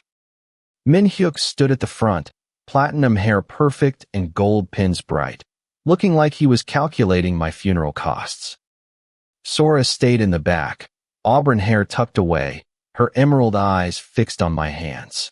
She was smart. Faces lie, but hands tell you if someone is ready to get hit. The lead instructor stepped up with a voice flat enough to kill a mood. He laid out the rules: no lethal strikes, no outside help, and practice blades only if both parties agreed. The senior looked at the shattered saber at my hip and smiled. He declined weapons. Of course he did. Bruises photographed better than clean sword work, and he still thought I was the old version of myself, lean, tired, and breakable if you hit the ribs hard enough. That assumption had been very profitable for him once. I handed my saber to the rack attendant and rolled up my sleeve, exposing the cracked black watch. The senior laughed and told the crowd I'd brought a timer to see how long I'd stay conscious. A few people laughed. Not many. Progress. The instructor dropped his hand, and the senior came in fast. He could hit. His first jab snapped into my guard, jarring my elbows. The second went for the ribs, and the third tried to split my eyebrow. I blocked 2 and ate 1 because my angle was a half-step late. The impact thudded through my skull with the clean stupidity of a full-contact drill. My vision stayed level. That was new. Before the stat gains, a hit like that would have sent me to my knees. Now, my body just processed the impact and moved on. It was unpleasant, but survivable. He hit me hard enough to drop the old me, and the current me didn't even blink. The crowd made a sound, not cheering, but the noise of 500 people watching the wrong name print at the top of a record. The senior noticed. His smile tightened, and he started swinging for the fences. Body shot, shoulder, hook to the temple. I gave ground because giving ground is free, and letting him waste stamina is cheaper than spending my own. His knuckles thudded against my guard. His breath came hot and ragged. The yard smelled of dust, sweat, and that cheap antiseptic they spray on the mats when someone bleeds too much for the brand. He drove a knee into my thigh. That one actually hurt. My leg buckled an inch, then caught. The vitality boost doesn't make pain vanish. It just moves the pain from an emergency to an invoice. I could pay for it later. The senior cursed, telling the crowd I was hiding and the instructor I was stalling. He was trying to convince himself that one more clean hit would fix the narrative. I decided to let him have one. His right cross landed flush on my cheek. My head snapped, my teeth clicked, and I tasted blood. The crowd surged against the railings. For one ugly second, the senior looked relieved. The old script was back. The weak cadet gets hit, the crowd laughs, and the social order is restored. Then I looked back at him. His relief died first. The laughter followed. My cheek burned and my ribs ached, but none of that mattered compared to the data my eyes were stacking. His breathing had slipped. His right shoulder dragged after every heavy cross. His jaw stayed loose because he was used to opponents covering up instead of watching him. I spent the cost. Lock-on activated, jaw alignment instability. I burned the fragments to lock onto his jaw. Crit guaranteed. The senior saw my weight shift and mistook it for a stumble. He stepped in with another right cross, wide and hungry. I moved inside the arc. No flashy spins, no brochure nonsense, just my left foot outside his, shoulder tucked, and a short, rising fist. My knuckles hit his jaw. The sound was small, which made it worse. His head snapped sideways. His mouthguard flew out and bounced once on the mat, wet and pathetic. His knees folded, but not cleanly. He tried to stay up because pride is expensive and seniors hate refunds. He grabbed at empty air, his polished rank pins flashing as his blazer twisted around him. Then he fell. Flat. The yard went silent. The ventilation fans became the loudest thing in the building. The instructor didn't call the match immediately. He had to process the legal shape of the disaster. The senior wasn't dead, but his jaw hung wrong, his eyes were unfocused, and his body was trying to stand without approval from the head office. That counts as incapacity in any handbook not written by a donor's lawyer. The system panel flickered into view. Level, 17 to 18. Strength, 16 to 17, plus 1. Vitality, 16 to 17, plus 1. Perception, 16 to 17, plus 1. Reward, 53 credits. Credits, 360. Core fragments gained, 1. Core fragments, 12. The level jump felt like a sudden tightening of my skin. I didn't feel like a god. I just felt like I'd finally upgraded from a punching bag to the guy who breaks the bag. It was an inconvenient amount of math for a Tuesday, but 53 credits hit my account, bringing me to 360, and the appraisal added a fragment, bringing my total to 12. The crowd split exactly down the middle. The jealous ones looked sick. The practical ones looked interested. The frightened ones took a full step back from the railing, which was rude, considering I hadn't even moved toward them. Min Hyuk stared at the senior, then at my bruised cheek, his jaw tightening in a reluctant recalculation. Sora covered her mouth with one hand. Not shock, she was hiding a smile. The senior made a wet noise and tried to push himself up. His arm slipped, and his forehead hit the mat.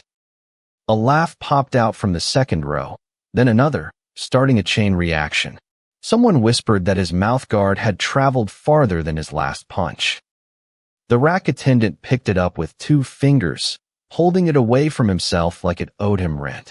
Very dignified. The lead instructor finally raised his hand. Match over. The announcement was too late to save him. His body had lost, then his rank pins lost, and finally, the crowd finished the job. The same students who had laughed with him were now watching him drool onto the matting while an F-grade user stood over him, bruised but unhurried. His friends didn't rush in. That was the actual result. One looked toward the infirmary and looked away. Another pretended to check his tablet. A third started to help, saw the slack jaw, and straightened up as if he'd never moved at all. Social courage has a very short battery life. The instructor called for medics. 2 assistants arrived with a stretcher and a healing kit, working with professional, tight faces. The senior's jaw clicked under stabilization, and he made a sound that silenced the crowd again. I wiped the metallic taste of blood from my lip with my thumb. My cheek was swelling, and my thigh was going to be a mess of purple and blue. Vitality kept me upright, but it didn't keep me pretty. That was fine. Pretty doesn't pay. The leaderboard in the plaza flickered through the open doors. White text shifted on blue light. It wasn't a rank change, but a reputation pulse. The Academy's system measures public standing and witness counts because they can monetize humiliation by the semester. My name brightened for half a breath. Doin Han. Unknown. Peak campus attention. The senior heard the reaction before he understood it.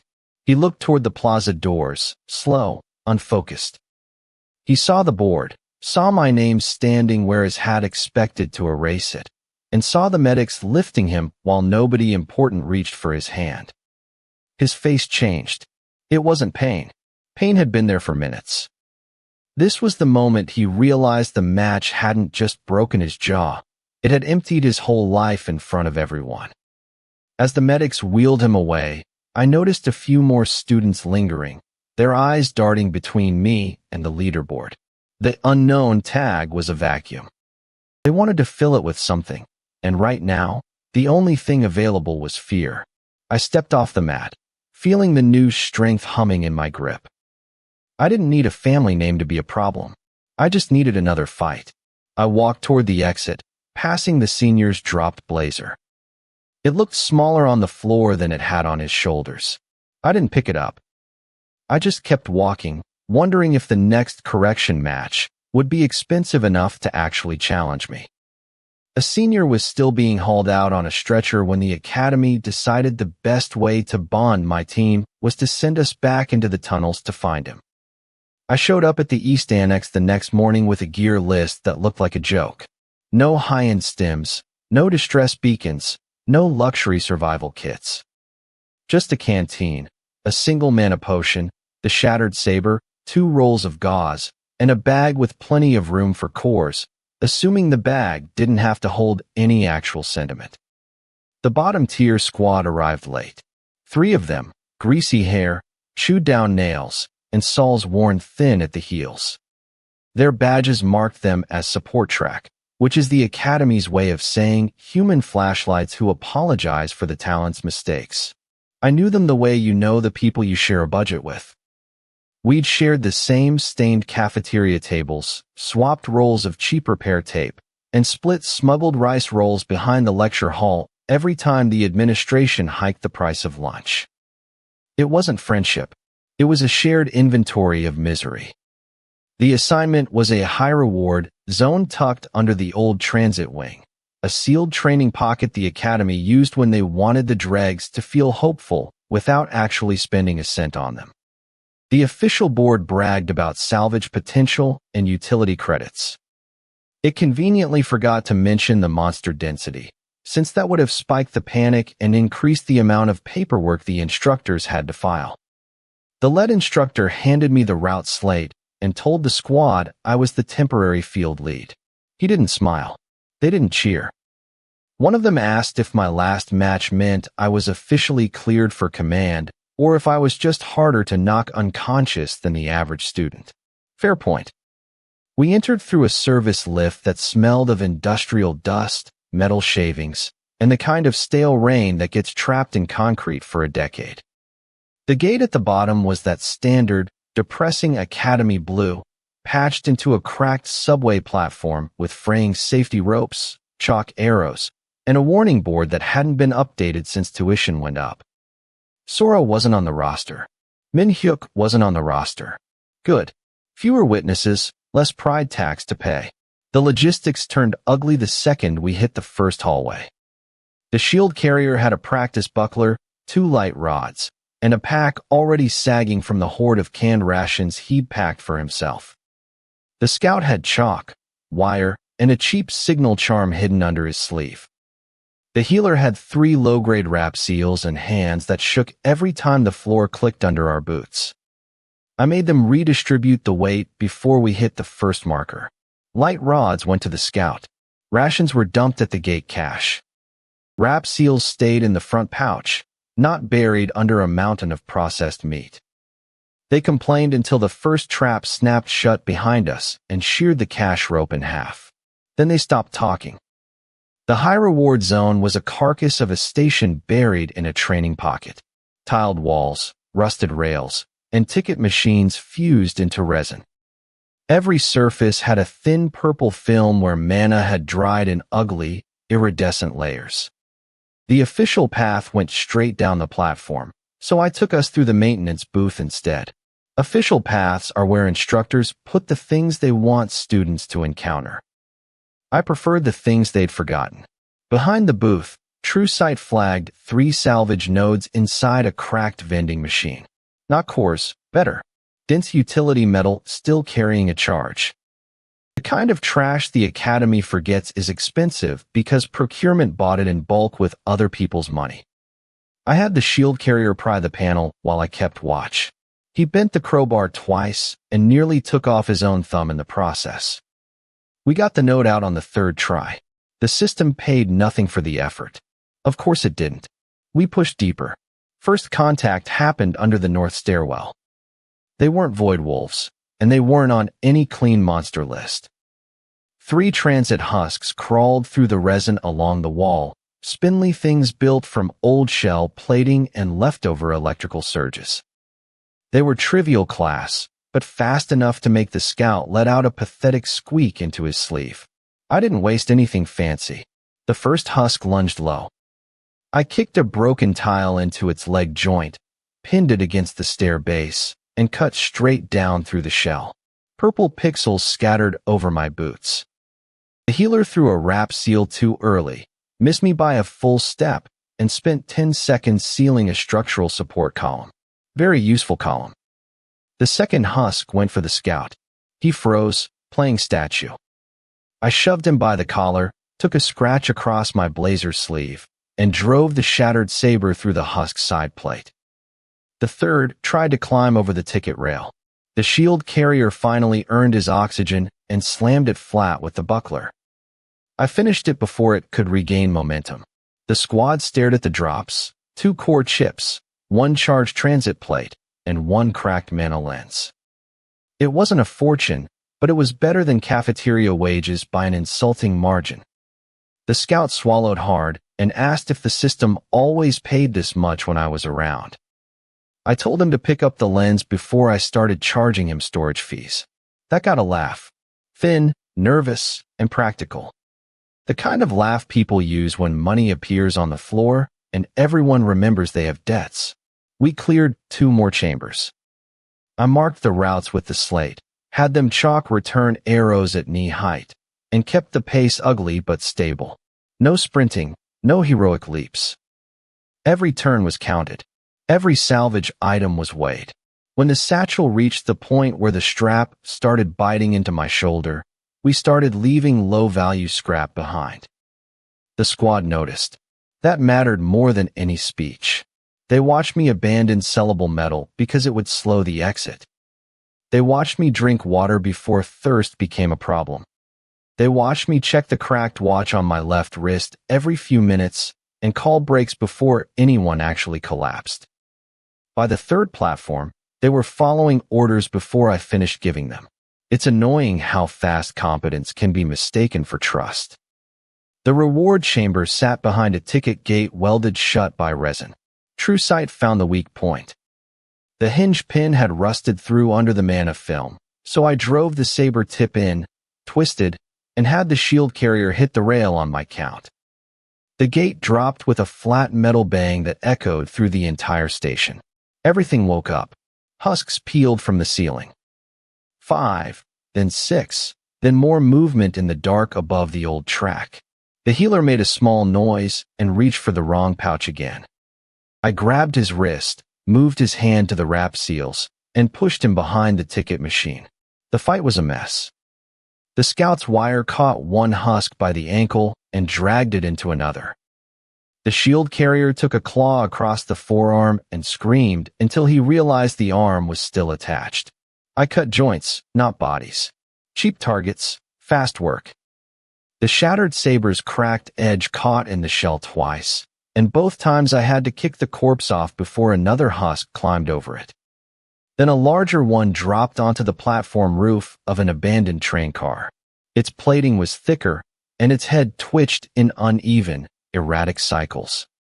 The squad backed up without being told. True Sight appraisal sharpened. Entity blueprint unlocked. Action cooldowns visible. Suddenly, the world was full of timers. The large husk's leap reset sat at 6 seconds. Its armor clamp reset sat at 4. Its charge pulse had already fired and wouldn't return before I crossed the rail. That was all the math I needed. I moved on the 5th second, not the 6th.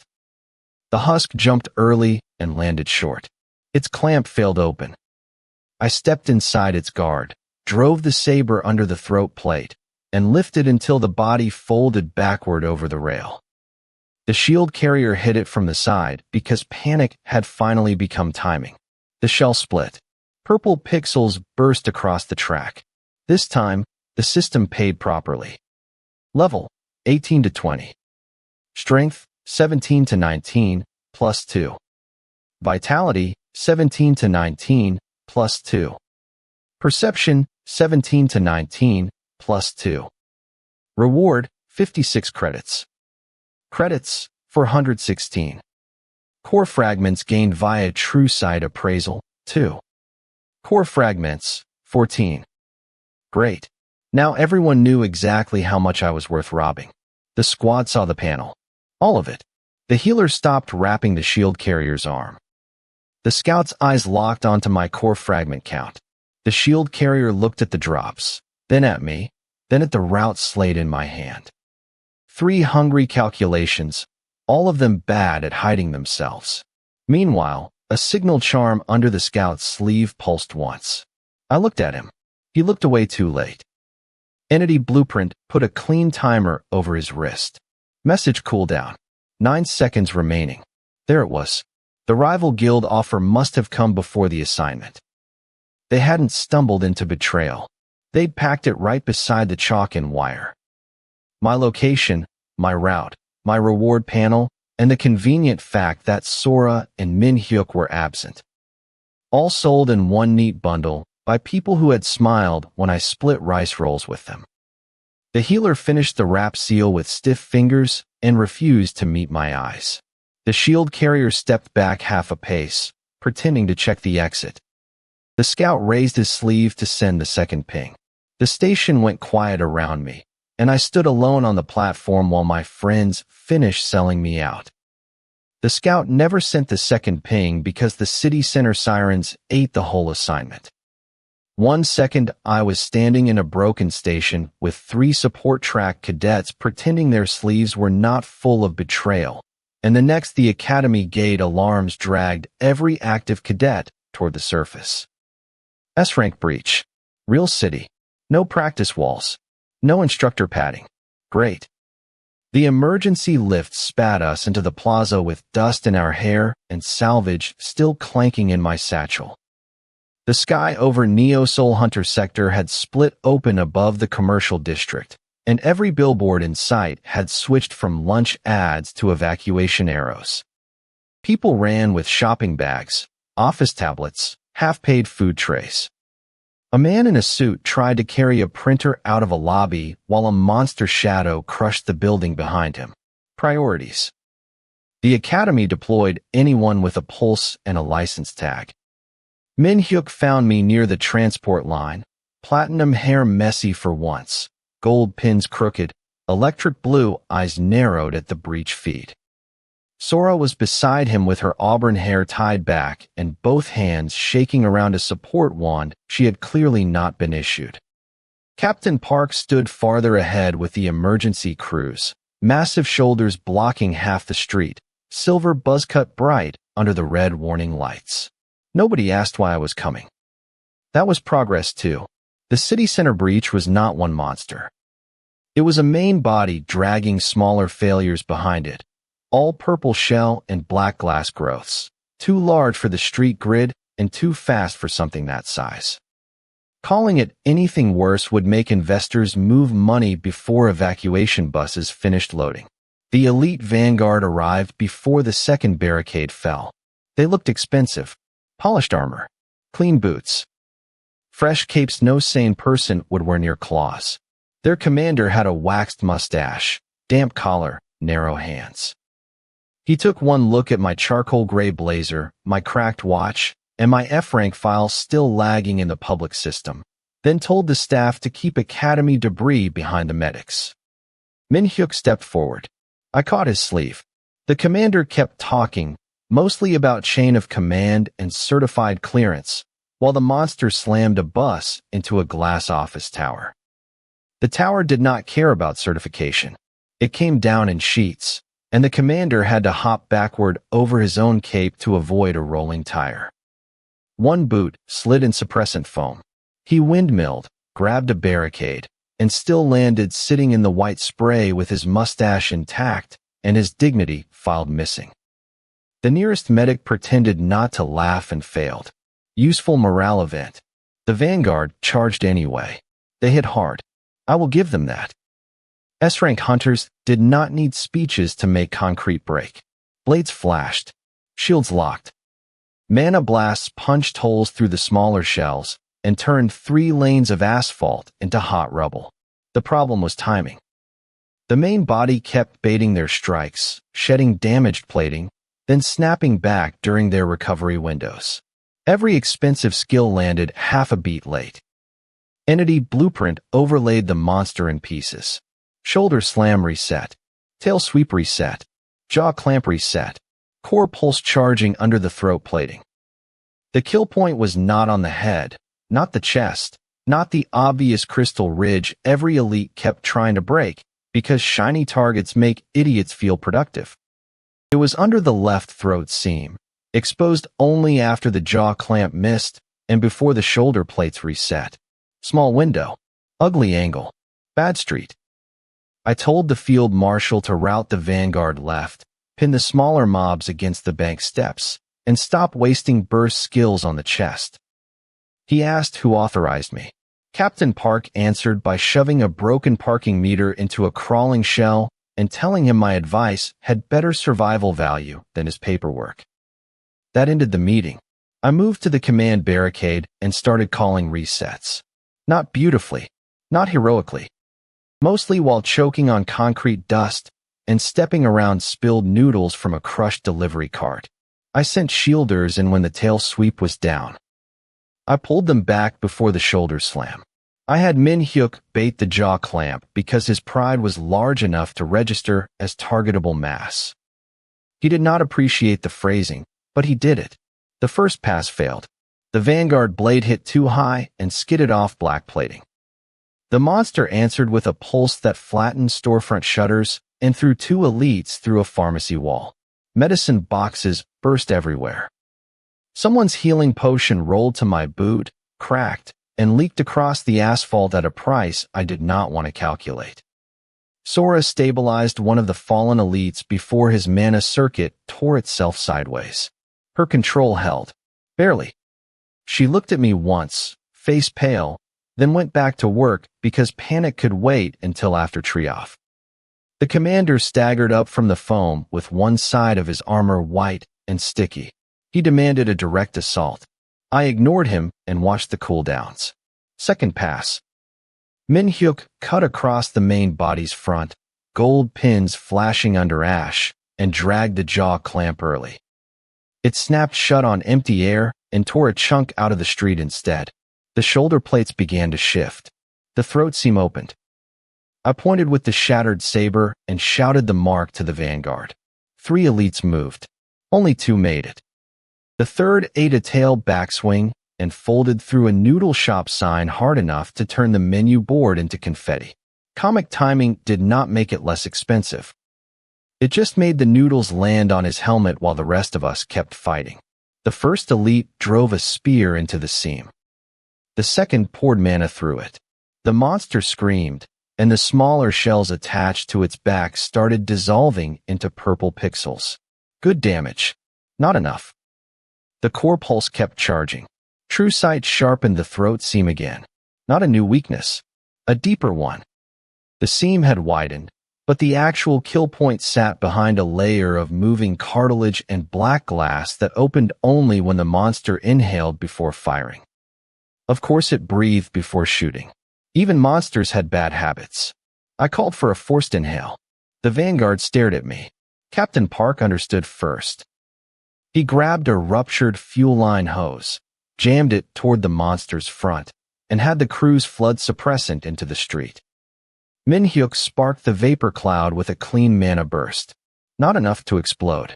Enough to choke the monster's intake and make its body convulse. The throat opened. I spent the fragments and locked on.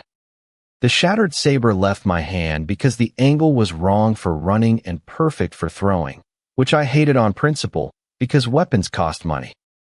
The black steel blade spun once, jagged edge catching red emergency light, then punched into the exposed seam beneath the throat. The vanguard hit the same point a breath later. The core cracked. The main body sagged into the avenue, not dead yet, but finally paying attention to gravity. Purple pixels bled from its mouth. The smaller shells collapsed around it in uneven chunks. The elite commander stopped shouting. The field marshal stopped asking for authorization. The whole barricade watched the monster's health readout drop through the public feed while my system panel appeared over the dust. Level, 20 to 22. Strength, 19 to 21, +2. Vitality, 19 to 21, plus 2. Perception, 19 to 21, plus 2. Reward, 59 credits. Credits, 475. Core fragments gained via True Sight Appraisal, 1. Core fragments, 15. Hunter rank, F to C. My level climbed from 20 to 22. Strength rose from 19 to 21. Vitality rose from 19 to 21. And perception rose from 19 to 21, plus 2 each. 59 credits entered my account, bringing the running total after the gain to 475. True Sight Appraisal added 1 core fragment, bringing the running total after the gain to 15. Provisional Field Certification overrode the Academy Board and advanced my Hunter rank from F to C. The commander saw the rank update and went still. Min-hyuk looked at the panel, then at the monster, then at me. Sora's grip tightened around her wand. Captain Park gave a short, raspy laugh. The monster lifted its head again. Not dead. The vanguard raised their weapons, but nobody moved until I called the next cooldown, and the elite vanguard understood at the same time I did. Without my eyes, they were blind. The monster died because the vanguard actually listened for once. Usually, the Academy strategy is to bleed out first and read the manual second. I screamed for them to hit the neck. The elites finally swung, and the thing blew up so hard it lagged every public feed for a half second. Purple pixels rained over the avenue. My blazer was shredded, my canteen was dry, and the shattered saber had to be pried out of a slab of black shell by 2 medics using a crowbar. By the time the cleanup crews arrived, the city was a mess of suppressant foam and shattered concrete. I didn't care about the atmosphere. I cared about the inventory. Equipment is the only part of a disaster that can be fixed with money. 1 iron shortsword gone. 1 mana potion smashed. 2 bandage rolls spent. 1 canteen dented, and a satchel strap nearly severed by shell plating. The shattered saber was still functional, though the edge was chipped in 2 places and the blue rune was flickering like a dying light bulb. Repair would cost more than a week's worth of dinners. Of course it would. The Academy sent a summons before breakfast. Not via the student board or an instructor, just a black card slid under my dorm door while I was scraping purple grit off my boots with a cafeteria knife. Heavy stock, silver print, no name. It was expensive enough to be an insult. The message, report to the director's private office after the first bell and bring all recovered materials from the breach. Recovered materials was a polite way of asking for the 1 black glass shard I hadn't handed to the cleanup crew. I packed the shard in a cloth wrap next to my cracked watch, 3 loose core chips, and the repair claim form that the Academy always ignores on the first submission. I took the practical route, dorm stairs, west corridor, and the faculty lift. I held my breath as I swiped my updated rank tag. If it rejected me, I'd be stuck in the south stairwell and service hallways, giving prefects 6 more chances to ask why my blazer looked like it had been chewed by a lawnmower. The lift accepted the tag. Small miracles are usually taxable. Director Vance's office sat above the central plaza behind reinforced glass. Below us, the floating Academy leaderboard continued to glow. My name had been shoved high enough that students were gathering in clumps, pretending not to stare. My public file was a disaster of contradictions. F-rank history, C-rank provisional update, utility grade skill, and a breach contribution still under review. It looked less like a record and more like accounting fraud. The secretary outside the office glanced at my torn sleeve and decided not to comment. Good survival instinct. The door opened automatically. Director Vance was standing by the window, hands folded.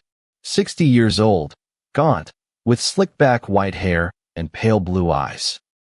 He looked like a piece of parchment in a navy blue double-breasted suit, his silver tie pinned flat, and his shoes polished enough to reflect the ruined plaza below. He didn't offer a seat. I didn't ask for one. It saved time. He told me the Academy had reviewed the footage. My directions had prevented civilian casualties and managed to embarrass several certified hunters who were now filing professional conduct complaints. Vance sounded almost pleased. Rich men love it when other rich men lose face, as long as the insurance covers the building. I placed the wrapped shard on his desk. He didn't touch it. True sight appraisal triggered. Great. Now I had to look at the room. I didn't see a professional workspace. I saw a hoard of expensive stuff that looked like it would be a nightmare to dust. The desk had hidden weight compartments for weapons. The window glass had 3 stress channels from old impact tests. The silver tie clip carried a faint mana seal. Vance himself was a blank space in the places that mattered. Not invisible, just curated.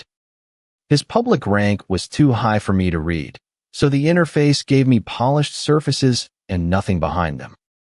A locked cabinet still tells you someone owns a cabinet. Vance asked how I'd identified the throat seam.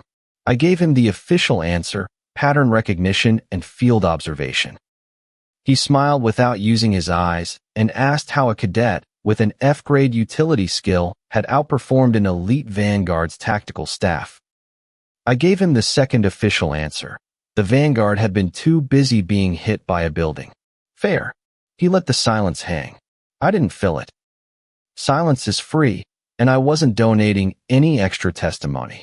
Then he lifted a hand, and a system panel snapped into existence above the desk. Private evaluation initiated. Candidate, Doyen Han. Skill grade F.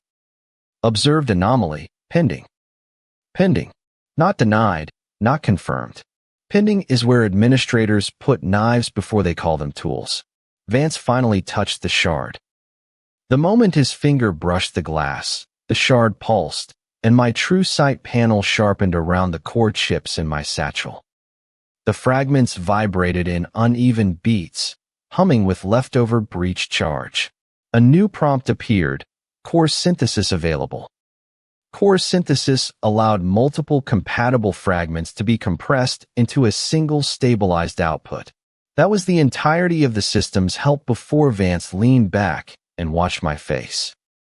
No explanation, no safety circle, no instructor warning. Just a man with too many seals in his furniture and a new branch of the system appearing exactly when he wanted it to. The test wasn't whether I could use it. The test was whether I would pretend I couldn't. I pulled the chips from my satchel and set them beside the shard. I was terrified, but the alternative was probably getting expelled or dissected, so I just hoped my hands wouldn't shake too much. The fragments clicked against the desktop, cheap, unheroic sounds. I activated the prompt. The chips dissolved into purple light, folding inward until the black glass shards swallowed them one by one. Heat pushed against my palm, not enough to burn, but enough to make the old scratch on my wrist sting under the watch strap. The desk seal under the wood woke up to measure the reaction before Vance moved a muscle. He had prepared for this. The output formed as a dense bead of compressed core matter, smaller than a fingernail and heavy enough to dent the cloth beneath it. The system paid out with the blunt satisfaction of a vending machine finally accepting a wrinkled bill. Level, 22 to 24. Strength, 21 to 23, plus 2. Vitality, 21 to 23, plus 2. Perception, 21 to 23, plus 2. Reward, 62 credits. Credits, 537. Core fragments gained via true sight appraisal, 1. Core fragments, 16. 2 levels, a jump in core stats, and a handful of credits. It was a massive spike for a single sitting, the kind of growth that usually triggers a red flag in any administrative office. Vance read every line. He didn't look surprised. That was the problem. Most people react to my panels with envy, anger, or the look of a student receiving an early tuition invoice. Vance just watched the numbers settle into a fixed schedule. He stepped around the desk, stopping close enough that I could see the pale blue of his eyes catch the system light. He asked if the synthesis hurt. I told him it was cheaper than the saber repair. His mouth twitched. The panel over his desk changed without me touching it. Observed anomaly, confirmed. My shoulders stayed loose. My hand stayed away from the shattered saber. Fighting the director isn't a plan. It's just a fast way to get my organs harvested while someone else files the paperwork. Vance dismissed the secretary through the door seal without turning around. The office lock clicked. Outside, the leaderboard kept shining through the glass, my name hanging in public where everyone could see the result and nobody could see the trap. Then Director Vance lowered his voice. "You're a glitch, aren't you?" I didn't give Vance an answer. Silence is the only thing that doesn't get you fired or arrested, and since my record currently looked like a disaster zone, I figured playing dumb was the cheapest option. He liked that, or at least he didn't stop me. Vance didn't push, which was actually worse. Guys who want answers just ask again. Guys who already have a plan just let you sweat and watch where you put your hands. He kicked me out with a "stay available for review," which is director speak for "I'm putting a tracker on your soul and hiring a lawyer to read your emails." I grabbed the shattered saber, shoved it back into its beat-up sheath, and walked out with the repair bill still crumpled in my pocket. The lift dumped me onto the admin bridge. Min-hyuk and Sora were waiting. Min-hyuk had tried to clean up after the breach and failed miserably, hair combed back way too hard, gold pinned straight, and a bruise on his cheek that he clearly thought was invisible. Sora looked like she'd given up on life. Hair tied low, wand strapped to her arm, and bags under her eyes deep enough to store luggage. Neither of them had eaten breakfast. Academy eggs are garbage, so if they skipped those, it meant they were actually worried about me. Annoying, but useful. Min-hyuk asked what Vance wanted. I told him the director had discovered that paperwork can actually bite you. Sora took the hint and stopped asking. We headed for the west stairs because the main hall was a zoo. My name was currently a campus sport, and the crowd of cadets staring at the public board was split between impressed and feeling cheated. The support track kids from the transit wing were avoiding eye contact fast enough to qualify for a track meet. Then the lights died. Not all of them, just the main ones. The emergency strips stayed on, turning the glass bridge into a budget nightclub for people about to have a very bad day. The doors slammed shut. A bunch of cadets stepped out of the stairwell in black tactical gear that definitely wasn't Academy issue. Silver pins with red gems. Sovereign Guild Juniors. The leader had shaved eyebrows and a crooked nose. The girl next to him looked like she'd spent her morning punching a brick wall. Another guy had a neck tattoo sticking out of his collar because the guild apparently recruits based on who looks most like a delinquent. Great. Matching uniforms. My favorite. The leader told Min-hyuk he was wasting his bloodline by hanging out with a utility trash user. He told Sora her family must be desperate if she was following a failed appraisal build. Then he looked at me and said the Sovereign Guild wanted proof of what I'd done during the breach. Proof, not revenge. They were just collecting data. Min-hyuk stiffened. Sora's wand clicked. I looked at the glass floor, the shutters, and the black uniforms blocking the exits. No cameras, no open space, and no way out. A decent ambush, but way too expensive for the result they were going to get. I pulled the shattered saber. The blade looked like a piece of scrap metal, jagged edge, flickering blue rune, generally depressing. Looking at the repair bill in my pocket, I decided that if the guild wanted to test the sword for free, that was almost thoughtful of them. Almost. They attacked fast.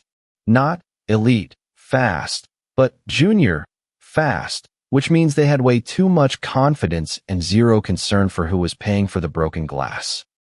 True sight kicked in, marking targets across the bridge. I didn't explain the math. I just started calling shots. Min-hyuk went left and slammed into the shaved eyebrow kid before his armor could even cycle. The impact spiderwebbed the glass. Sora snapped a mana line into the girl with the swollen knuckles, short-circuiting her spell into a neat black burn mark on the floor. Expensive, but effective. The juniors tried to adjust. They were better than the usual school bullies. 2 dove for Min-hyuk's blind spot, while another rushed Sora with a static-coated blade. I stepped in the middle and let the saber drop. I didn't do any heroic swings. This sword doesn't do heroic. It does ugly angles and hitting things where they break.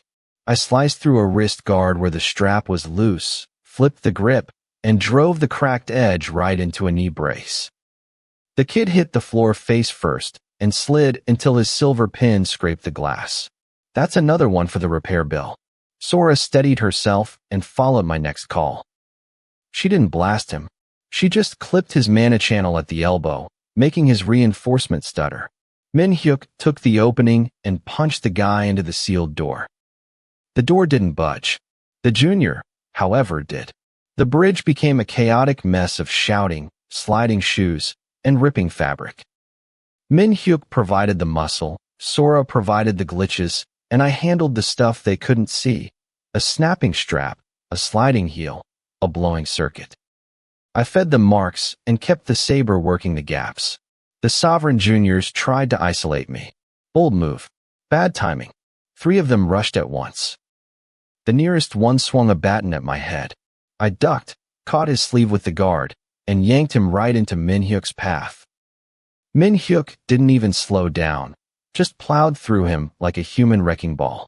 Sora caught the 3rd one with a binding thread around the ankle. She looked surprised that it actually worked, then tightened it and dropped him hard enough to make his chin click. We're getting there. The system started counting the clear before the bodies even stopped twitching.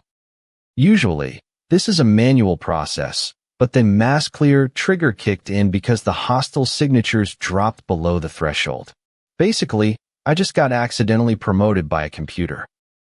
The Sovereign Juniors realized it too late.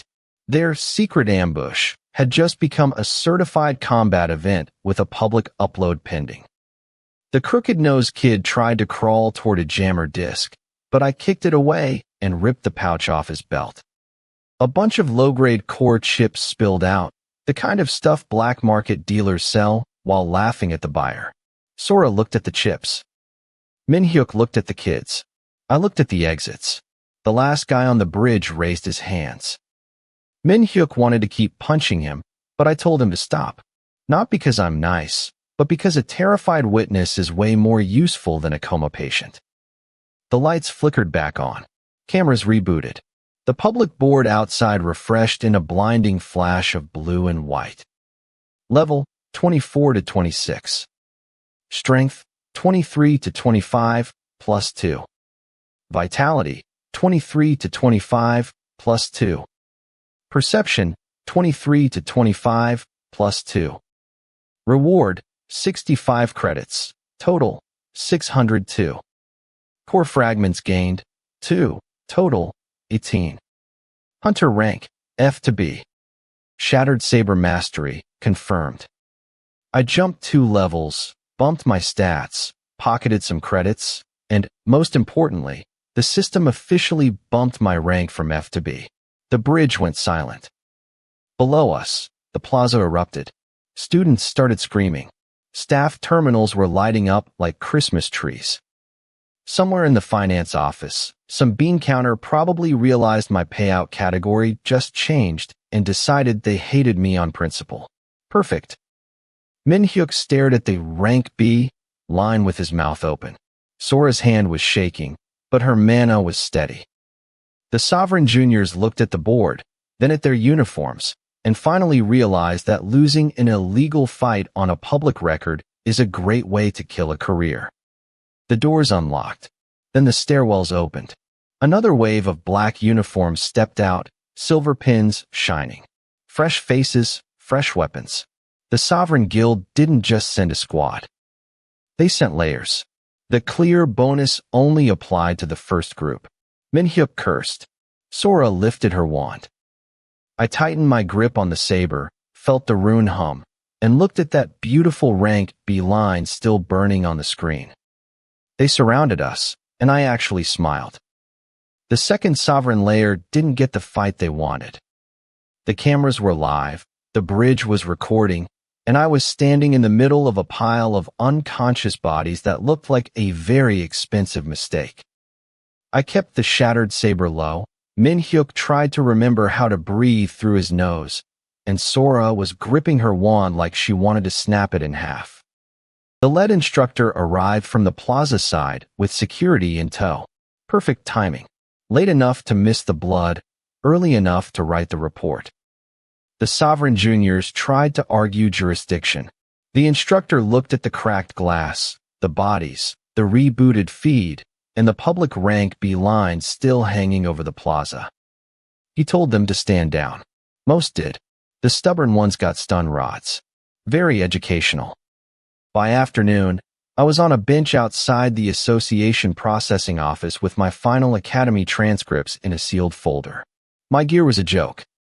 Shattered saber on my left hip, an empty canteen, a transcript folder under my arm, and broken potion glass wrapped in cloth so it wouldn't shred my bag. My blazer still smelled of suppressant foam and sweat. Real professional. Next morning, the association physical started before I'd even eaten. I needed a professional license. It was the magic piece of paper that meant the academy stopped owning my soul, and I could actually take contracts for money.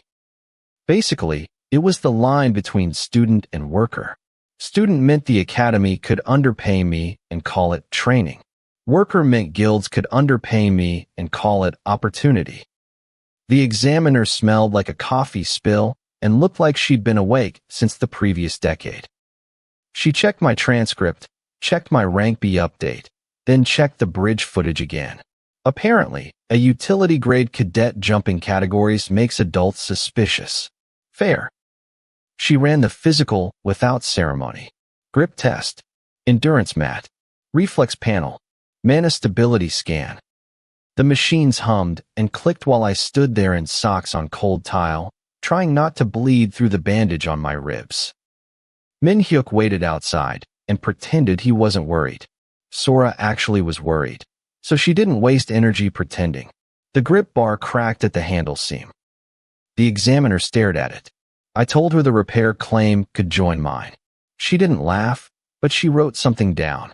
The transcript review took longer than the physical. Association clerks hate contradictions, and my file was a disaster. F rank origin, utility skill, sudden rank B certification, mass clear proof, breach contribution, sovereign guild incident under review. A clerk behind reinforced glass slid the papers back and told me a final verification run was required. Her mouth was tight. Her stamp hand was tighter. People who stamp things for a living hate unusual cases because unusual cases lead to meetings. I sat there and waited. Waiting wasn't dramatic.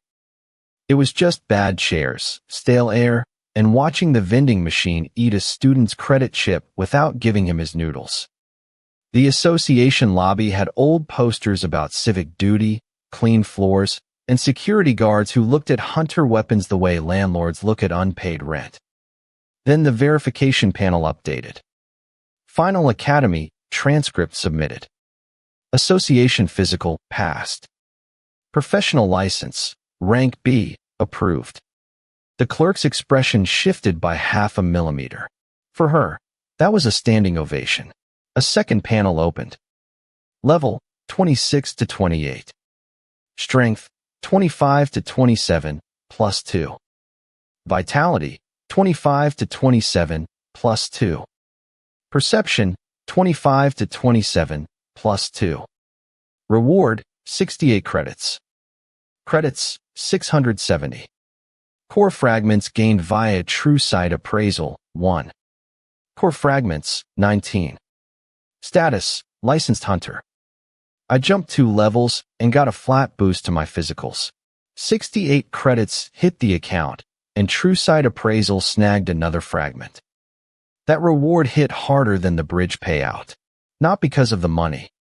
68 credits would vanish into repairs, food, and whatever fee the Academy invented for breathing near broken glass. The real win was the license. The system had stopped treating me as Academy property and started treating me as someone who could walk into high-tier gates with a contract. The clerk slid a black license card through the slot. It had my name, rank B approval, and a clean association seal. No academy crest. No instructor's signature. No permission note from Vance's office. Better. Min-hyuk saw it when I stepped into the hall. His electric blue eyes dropped to the card, then to my face, then back to the card. He tried to joke about me finally being employable, but it sounded stiff. His family probably expected him to be the first one through this door, and instead he was standing next to the former dead-last failure with a record that made recruiters sweat. Sora smiled quietly. Her mana stayed even. That mattered more than the smile. We took the south exit because the front steps were crawling with guild scouts, camera crews, and opportunists in expensive coats. Practical route. South exit, service curb, tram stop, then back through the market road where nobody cared about hunter politics unless it raised the price of food. My satchel strap finally tore halfway down the stairs. Of course, the transcript folder nearly hit the floor. Sora caught it before the seal bent. Min-hyuk caught the saber sheath and complained that my equipment budget looked criminal. I told him criminal budgets were usually larger. Outside, the city was already adjusting. Public feeds had my license update running under the breach footage. Street vendors watched it between orders. A noodle seller charged a man extra because he was too busy staring at my rank B line to notice the price board. Good business model. The association building behind us kept spitting out notifications and compliance flags into every licensed terminal in range. My cracked watch buzzed. I expected an academy summons. Maybe a sovereign threat. Maybe another repair denial written in language designed to make violence feel reasonable. Instead, the contract interface opened. The sender field was clean. No silver star. No red gem. No sovereign guild tag. The first professional contract offer on my new license had arrived from a guild that wasn't the sovereign guild. The contract looked clean for exactly 7 seconds. Then I read the insurance clause, the casualty waiver, and the part where the corporate guild called F-rank hunters support assets because disposable sounded bad on paperwork. The pay was still real, so I took it. By noon, I was standing outside a registered corporate gate with my black license card in one pocket and the shattered saber on my hip. Min-hyuk wanted to come. Sora wanted to review the contract twice. I told both of them no. Dragging them into my first professional raid for someone else's profit would make me management, and I had standards buried somewhere under the repair bills. The corporate guild leader met me at the staging line. He looked like a pampered accountant playing dress-up in a field coat with way too many straps and zero actual wear. Around him, hired hunters checked weapons and adjusted cheap armor, pretending the Orange Company logo on their sleeves meant family. It meant payroll. The F ranks were lined up closest to the gate mouth. 6 of them. Loaner shields, second-hand boots, iron spears with dents along the shafts. One boy kept swallowing every few seconds. One woman had wrapped her wrist wrong. Another hunter's helmet strap was cracked halfway through, which told me their equipment officer had either missed it or charged him for the privilege. The guild leader smiled at them and called them the Vanguard. Great. The actual damage dealers stood behind them. Clean armor, better weapons, private potion belts. 2 C-rank contractors leaned near the supply crate and talked about dinner reservations. A healer checked her nails. Nobody looked at the F ranks unless they were blocking a path. I signed the final raid ledger. Corporate raid contract accepted. Role, external rank B consultant. Hazard class, licensed professional engagement. The gate opened into a quarry pocket with red dirt, broken stone ramps, and stale heat pressing against the lungs. It was not a school simulation. The ground did not care about training marks. The walls sweated mineral dust. Every step put grit into my boots and my teeth. The guild leader raised one hand and sent the F ranks forward. He said they were drawing aggro. He said the heavier hitters needed clean angles. He said it in the same tone cafeteria staff used when asking students to bust trays. The first monster came out from behind a stone column. A ridge-backed quarry crawler. Trivial threat on paper, the size of a delivery cart in practice. Flat head, hooked legs, mouth full of grinding plates. Ugly, cheap, durable. The association probably liked them because they made new hunters understand dental bills. The front F-rank shield caught the charge and folded backward. Not broke. Folded. His boots skidded through red dust, his shoulder slammed into the hunter behind him, and the whole front line kinked wrong. The corporate damage dealers finally moved. Too late by half a breath. I used appraisal on the party instead of the monster. Party synergy analysis displayed broken formation links, overlapping attack lanes, wasted support timing, and every hunter whose role was being used against the team. One explanation. Plenty of bad news. Blue-white marks snapped between bodies. The F-ranks were not a vanguard. They were a meat wedge jammed into the wrong angle. The C-rank contractors had clean damage, but their positions crossed the healer's line. The healer's casting rhythm landed after impact, not before. The guild leader stood at the safest rear point while issuing commands that made everyone else pay for his distance. I stepped in and cut the crawler's left hook joint before it could drag the shield boy under its body. No lock-on. No dramatic spending. Just a bad joint, a chipped saber, and one clean hit. The crawler collapsed sideways. The crowd reaction came fast because professionals pretend to be calm until someone does math in public. The F-ranks stared at me in disbelief. The C-ranks looked irritated because saving bait makes the bait expect more later. The guild leader's smile held, but his jaw shifted once. Noted. The system gave me nothing for that kill. Fine. Consultant work was always full of unpaid labor. The raid pushed deeper. The quarry path narrowed into stacked redstone shelves. Heat sat under the armor. Sweat ran down my back under the blazer, which was not designed for corporate field labor because academy uniforms were built by people who thought discomfort was character development. The guild leader kept ordering the F-ranks ahead. One got clipped by falling shale. Another burned a potion after taking a tail strike meant for the C-rank behind him. The healer patched him with the enthusiasm of someone reimbursing a receipt she planned to dispute. I kept mapping the party. The analysis showed the same ugly shape every time. Front line too weak. Rear line too proud. Support late. Leader untouched. If this had been a warehouse shift, he had put the temps under the forklift and called it workflow. The next engagement proved it. 3 quarry crawlers burst from side tunnels. The guild leader ordered the F-ranks to brace. They braced because poor people follow bad orders when the alternative is breach of contract. The crawlers hit them at different angles, and the formation peeled apart. I moved left. The shattered saber caught a leg seam, sparked, and bit. The cracked blue rune at the hilt flickered against my palm. I redirected the first crawler into the second, shoulder-checked the shield boy out of the crush path, and kicked loose gravel under the third creature's front plates. It slipped just enough for the C-rank contractor to land his strike. He looked annoyed that my setup had made him effective.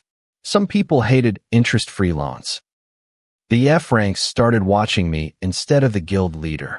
Small glances at first, then full looks before moving. A public vote, done in dirty armor and bad breathing.